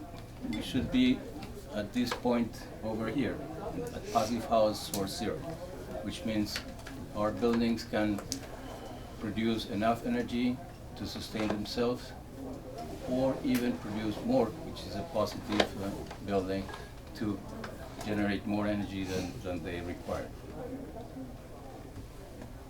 And here comes to your question, how long is it taking? It's taking 10 years for us to get here. From RBIS 2015, which is the one that's going to be superseded right now by 2020, to the 2020 stretch code, we are improving only 15 to 20% energy reduction. So basically we're stuck in this area of energy start levels.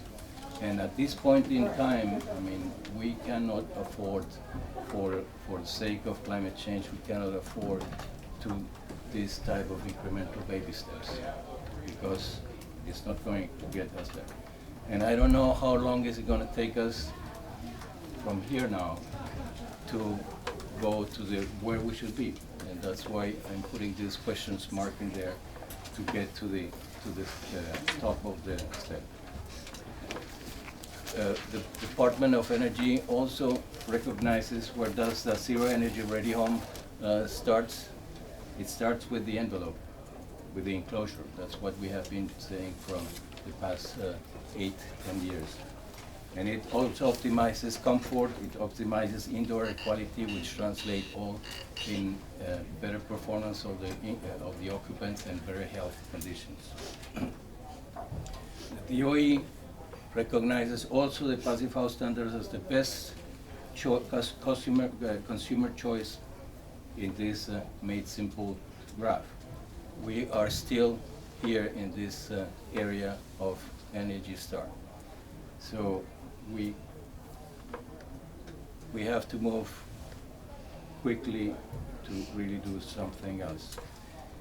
Even Efficiency Vermont, although they since 8 years ago or 10 or 9 years ago, they developed the home performance tier for residential single-family homes. They have been short in developing something similar for multifamily, which is basically the main concern that we have in Active 50. But even they, with their standard for multifamily, which is short in windows and short in insulation for the slab, for the foundation, because they basically went with the same as the code. They are specifying R3 windows. R3 windows do not work in Vermont. We need at least R7 or preferable R10 or R11. So R3 windows are going to create condensation, as you see here. Okay, and it's you see all that water that's forming there. All that is due to a poor window, and it's a cold surface. The cold surface condenses the humidity that is in the air and generates mold, and it's a serious problem of health conditions. So even Efficiency Vermont, with being short in their approach to the high performance multifamily, they still recognize through incentives that the passive house is the best way to go. They give up to $5,000 for energy modeling, which is one of the steps required for passive house. They give $5,000 up $5,000 also for thermal cell commission, which is very important because that defines the air tightness of the building, which is very important. And they even gave $300 per unit for passive house certification. So for a 30 unit multifamily, you can get up to $19,000. And that's a very good chunk of money to really start doing the things well. So Efficiency Vermont is also endorsing that. Just to remind you a little bit of what I said last year, without dwelling too much, the basic passive building principles are climate-specific insulation levels, thermal breach-free construction, which is very important, high-performance windows and doors, as I mentioned that before. Air tightness is very important. At this point, the stretch codes calls for 3 or less air changes an hour at 50 Pascal. That's the measure of air tightness. Passive house calls for 0.6, so it's 80% more stringent. And why is that? Because 30 to 50% of the energy that we lose in our buildings is due to cold air infiltration. And this is very simple to get. I mean, even one Taylor Street here across the street, the last building that was built here in Montpelier, achieved better levels than the minimum required for a passive house. So it's not something that it's out of the reach of anybody in Vermont. And also a high recover ventilation system, because once we make our building so tight, we need to supply fresh air. And we need to supply fresh air in a way that we recover the heat that we're losing, extracting the air. The stretch code requires also balanced ventilation, but the base code still allows for extract-only ventilation. Extract-only ventilation is no ventilation, and everybody knows that already. And that creates serious health problems in our buildings. This is one of the problems that we have when we have a building, when we have a building that has thermal bridges and poor ventilation. So it's a serious health problem that we have. This is again the comparison of what we can achieve with the passive house. Compare, we are in the last to second to last bar there as a stretch code implies, and compared to passive house. So what, how does it compare? It's passive house is 90% more efficient than Vermont RB's code, 70% more efficient than Energy Start, which is basically